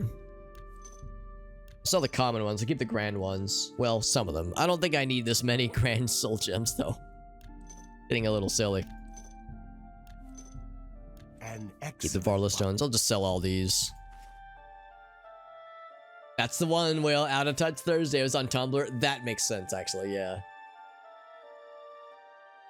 Mythic Dawn. I know. Yeah. And that's the thing too. Since it's my first playthrough, I have no idea what the cult of the Mythic Dawn or what it is, what it signifies. All I know so far is that they killed the Emperor and they stole the amulet and they're after Martin and we got to get him to the safe house. So it's like I'm in that kind of cool situation where I don't know. Like there's a lot I don't know that has not been spoiled for me. Obviously I want to keep it that way, but yeah, it's like kind of cool being in a situation where I'm like learning as I go. It's kind of nice. It's like, you know, I've played so much Morrowind as I'm doing the main story. It's like I know what's gonna happen. Like it's all been played out before. But now it's like, oh, I'm completely in the dark and this is kind of cool. It's nice. I like that a lot. Anything else I want to sell? I guess not. Anything I would want to buy? Probably not. Nah, I'm not gonna bother. I appreciate. Any spells? No spells. And I've got some armor and weapons I like to sell, but Heat obviously has no interest in such things. Hello, Evoker. Have you heard about Kvatch? They say that Deidre came from Oblivion That and scamp burned just the whole dying. city to the ground. Oh no. Without question. Been to Fire and Steel recently? I just like Rashid has just some observing these excellent conversations. swords there. And she's a friendly one, she is. Rashida does a good job keeping Fire and Steel stocked with good weapons. Maybe not the best in Tamriel, but... Really, Nico? Sean Bean is Safe Martin's travels. voice. That's cool. Good day. I do like Martin's voice. Well met, I did not connect it to Sean Bean, to Sheen Bean. Sean Bond. That's fantastic. I had no idea, but that's awesome. Because, yeah, I remember thinking, like, yeah, he's got a cool voice. And, of course, Patrick Stewart voicing the Emperor, so voice talent in this game don't fuck around, man. That's pretty sick. Anybody else up here? I know this is where they go to sleeps. For sleepy times. Oh, Martin followed me. Hey! Because I left him in the Fighters Guild, thinking that they would... that him and Joffrey would just chill for a bit, and they were chilling, and then he decided to follow me. Oh, there's Joffrey. There he is too. Yeah, yeah. Let's listen to Sean Bean, to Ned Stark. Let's continue on to Cloud Ruler Temple. We haven't had a good night's sleep since Kvatch was attacked. The sooner we reach Cloud Ruler Temple, the better. Lead on. It's not that I can't hear it. I think it's just that I don't really. I'll confess. The only thing I've really watched. Okay, there's two things that come to mind that I've watched that Sean Bean was prominently featured in. The obvious one is Lord of the Rings, but that was just Fellowship, obviously, Fellowship of the Ring, and he's a pretty major character, obviously. But the other one, and Rossi, correct me on this, he played Trevelyan, Alec Trevelyan in Goldeneye, which I'd completely forgotten about. Because I have not watched Game of Thrones. Well, or at least I've only watched the first episode. I would like to watch more, but I don't have the service. What's it called? I don't have HBO, so kind of a limiting factor here. I'm surprised they found me. Hello, I told them that I was gonna be Have you back and to heard any find me word at the about bookstore in other half an hour. forces? So I guess they decided to jump right in. 006, that's right, Irossi. Yeah, Irossi knows the knowledge, man. And he knows I'm a Goldeneye man, heart through and through, so... Foolish of me to not be considering our friend, Alec Trevelyan. This house is for sale. Yeah, I'd like to sell some of this stuff. This other stuff that I've got. There's like another trader or two. Oh, this place. Fire and War. Fire and Steel. Yeah, this lady. I remember this lady. Go ahead, please. Yeah, that's we were talking about that earlier. Poor Sean Bean gets the shaft and so many Armor, things. Weapons, I have it all. How may So I yeah, help I'm gonna sell a bunch of stuff. I'm keeping this for future, a future quest. I think there's a quest where I turn that in somewhere. Guess I should figure that out probably fairly soon. Sell that one, and I think I might just go ahead and sell this armor. I guess I use it as backup pretty often, but I think I would just use this as backup instead. So sell that one. And I got these 2 backup armors instead. Or not backup, but these 2 prominent armors. Frost shield. Nah, I'll just sell that one too. An excellent bargain. Now this one, yeah, this one hits the max value, but this, I don't know if I'm going to find a better buyer for this anytime soon. So I'll go and sell that. And then was there anything else? I got my two standard swords. I guess that's it. Oh, she would buy the gems. Oh, there's a key called Unofficial Oblivion Patch. That's interesting. They gave us keys for that. Can't unsee him as Sean Bean. Sheen Bean. Tell your friends about me. We got stuff repaired except for the mace. Goodbye. Good stuff. So now, oh look, yeah, look at this chiseled Chad out here with our large, sad purple face. What an absolute Chad. Yeah, the armor that I'm gonna mainline, at least for the time being, is the Kavach Cuirass. So there we are. This large, sad purple man. That opened up some inventory space too, which is nice. Yeah, for that dwarven mace.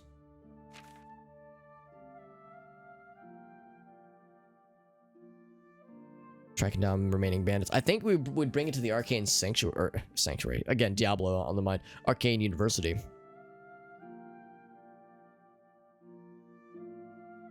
It's down a bit. It's one of the first side quests we got.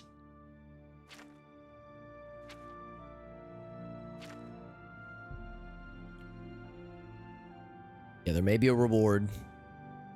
So we would talk to Tibathiel at the Arcane University. The thing is, though, we have NPCs that are following us, so like we have a bit of a what's the term? Kind of an escort quest going on right now. So I think if I were to fast travel around, I'm worried it would mess things up. So I'll hold off on doing this for the time being. But once we resolve the current quest, I'll teleport around. There's some staves I left at a previous camp I want to go back for that I didn't have room for previously.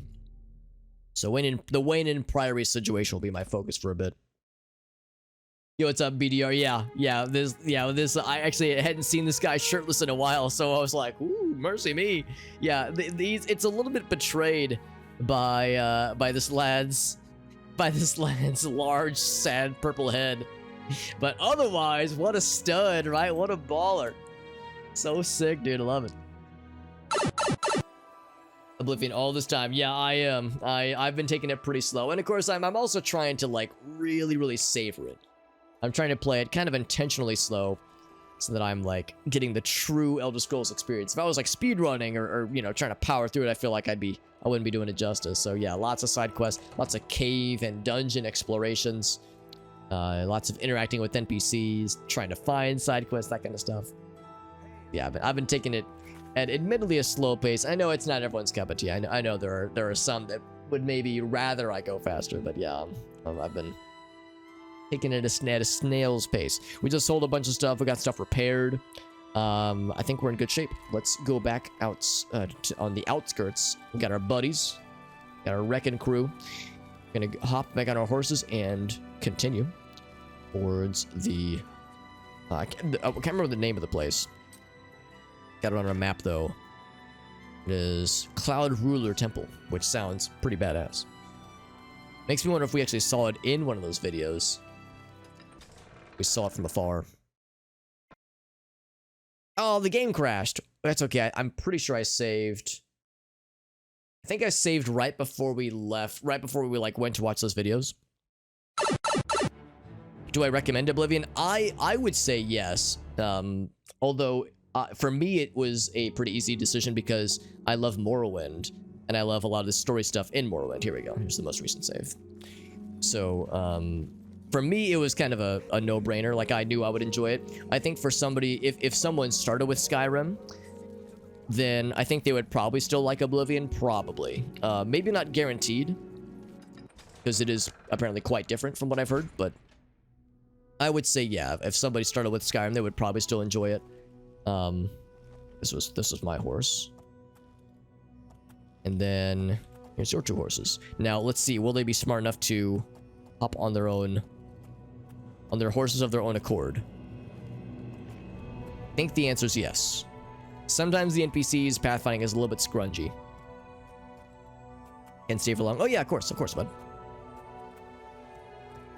English and Spanish. Well, Spanish, that's pretty impressive, Corky. I only know English. I mean, depending on some definitions, when it comes to languages, I guess I know C++, C#, Java, but, you know, spoken languages are much more limited. So follow the path. There's an Elder Stanix 3 for Morrowind. I'm not surprised, Whale. I'm not surprised at all. That tracks. I thought I would expect. Oh, you were playing the... Well, yeah, you were playing the Switch version, which I guess had the Shindao updates. If I'm probably mispronouncing it, but yes. Yeah, BLJs, that kind of stuff. Yeah, like, it like more or less fixed BLJs, I guess, really. Because, yeah, that was only in, like, the 1.0 version. Yeah, I mean, I'm kind of sad. I like to not follow paths. I guess we could try the horses off the beaten paths, just because, you know, I like to explore dungeons and shit like that. We've already explored around here quite a bit, as evident by, you know, these things here. I think I would like to hit these up along the way, because I think both of these would have artifacts that would be in our interests. But since we are on horseback and we have homies, we are, well, trying to lead. Oh god, did we lose them already? Where are you guys? So help me God, I will turn this horse around. Where the fuck did they go? Are they behind me? God damn it. It's like I'm trying to herd cats. Okay, here's one. Okay, here they are. All right, let's head out. Let's head out. You start with Skyrim, you can tolerate Oblivion. Yeah, Morrowind might be a bit of a stretch, but I think Oblivion would probably. Oh, another video from Whale. Let's save. Thought I was in sales, that kind of thing. No, I think if I would, I really haven't I wouldn't have had any experience with sales or pre-sales, that kind of thing myself. I have some friends that used to do some stuff kind of along those lines, but yeah, nothing like that myself. Worked retail and like food service in college and high school, but beyond that, yeah, I went to school for software development, and that's been my career path ever since. We're kind of following the path. I want to go kind of as the crow flies. I want to hit up some of these little bonus dungeons all the way, bonus ruins. Pippi the kitty cat. Oh, that's very sweet. Hoping for cuddles, but no cuddles. Well, that's a shame. They're a loss, honestly. Now, I don't think there's horseback combat here. So instead, Don't feel bad. Don't. I have the audio too low on my end. I'm trying not to hurt the horse. It's tricky because I'm also trying to not hurt these dudes either. Did the horse get hurt? Here, I can heal you both. Call me the horse whisperer. Bam. Of course, horses are very tanky. Healthy as a horse. I'm not going to shoot you in the butt with the healing spell. Yeah, nothing good. Bunch of garbo. I'll use the same healing spell on the horses as I used on that I'll use on you. I'm sure it's all the same. Alright, he's good. But now I need healing.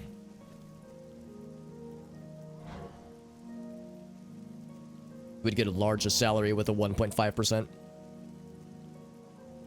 Damn, that sounds pretty sick, Jubbles. Give him some numbers. What was he fighting, by the way? He fought... Oh, I think he was fighting a boar. Yeah. What a boar.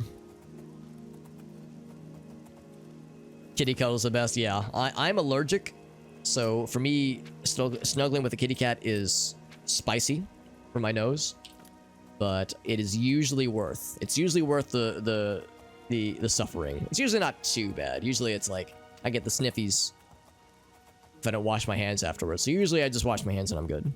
It's not too bad. Have a good night, Jet Dive. Thanks for hanging out, buddy. Another wolf? All these distractions. Fight the horse. Fight me. I'm your enemy.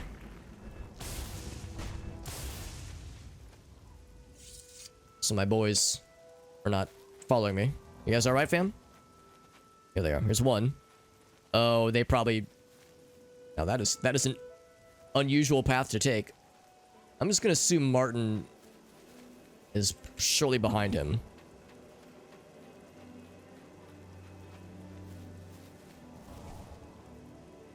I don't know how much I have to babysit these guys, because in Morrowind you have to babysit NPCs that you're escorting pretty heartily. I don't know how it's gonna be in this one, but this is part of the experience, buddy.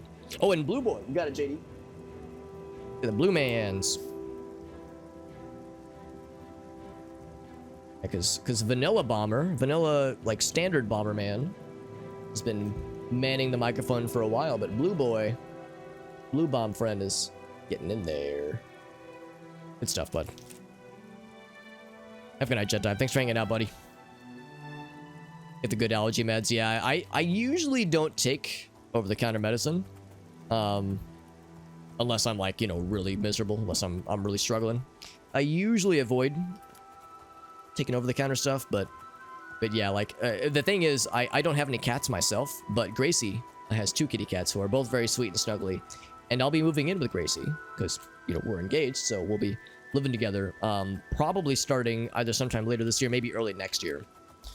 And here I don't have cats here, so, you know, when I'm visiting her place, and I come home, any allergicness I'm experiencing, you know, usually wanes on its own after like an hour or so. But once I'm living there, it'll be harder to avoid. I mean, we could maybe cordon off some rooms as being cat-free rooms, but still, you know, the cat dander will inevitably get everywhere. And when that happens, then I'll just have to either try to find an allergy medicine solution, either over-the-counter stuff, or there's, you know, for the more extreme cases, my mom used to get these. There's shots you can have administered that, you know, would provide relief for like probably at least a few weeks, maybe a few days or a few weeks. So I don't like shots, obviously, but you know, there are ways to make it work. Because yeah, my mom used to have really bad allergies at an old house we used to live in. There was some mold, I think. It was just an old house, and it was it kind of toyed with her allergies a bit, just in a general sense. And yeah, she would have, every once in a while, she would have shots administered, and they seemed to help a lot. There's probably some caves nearby. I see oh, it's a bridge. I'm kind of curious about the caves. It might be kind of far away, though. I don't think it's that one. Yeah, it seems like it's around here somewhere. I don't know. I don't know if it's really worth it. Maybe I should keep my eyes on the prize. Also, Martin's still here. I'm not sure about Joffrey. Hopefully he's okay. Could build a tolerance BDR. Yeah, that sometimes happens. I've heard of cases where somebody did have cat allergies or dog, you know, pet allergies, before moving in with someone that had pets, and they built up a tolerance, or well, maybe not tolerance is the right word, but their body adapted and their allergies got better. And then I've also heard of cases of somebody like adopting a cat or a dog when they never had allergies, but they developed allergies after moving in, you know, with to this situation. So allergies are weird because it's like our immune system attacking ourselves accidentally. So bearing that in mind, it kind of makes sense that yes, sometimes it might get weird one way or the other. So I don't know, not sure what to expect, but trying to, you know, go into it open-minded. I thought I saw, so yeah, there's a chest here. Ah, 1 gold and a tankard. Man, lame.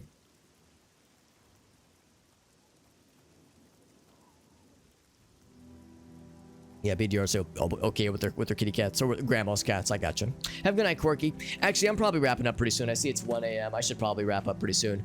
Let's see where Joffrey went off, Jim. A little bit concerned he is MIA right now. Yeah, that's the one downside of going as the crow flies, as I like to say, because when you're solo, it's not so bad, but when you're trying to babysit NPCs, it can get strange. Because yeah, the path we're taking, generally speaking, we're heading this way, but like I said, I'm kind of intentionally wanting to run into ruins and other fun stuff along the way. Joffrey, can I jump? Oh, you can jump in the horse. That's cool. Now, the NPCs can't jump, but we can. Here, I'm gonna... Bloop. Very graceful. Alright, we'll just chill here. I think I'll save here. I like how Joffrey's got his weapon out. He's holding it by the blade, which probably isn't a very good idea. Oh god, somebody's very injured, by the way. Is somebody's horse almost dead? Joffrey's horse somehow is dead, although I think is their health, like, restoring on its own? No, it is not. I'm just staring at their horse's ass. Yeah, Joffrey himself got injured, too. How did this even happen? He must have run into something. I'm worried the horse is going to explode out from underneath him. Yeah, your horse is fine. Yeah, he's fine. Yeah, this one is, like, struggling. This one like ran over a speed trap or something. Anyway, yeah, so we'll just go ahead and save here. We'll get him healed up next time. I don't want to just sit here and just stare at this horse's ass this whole time. We'll get him all healed up next time, and we'll continue on our little journey.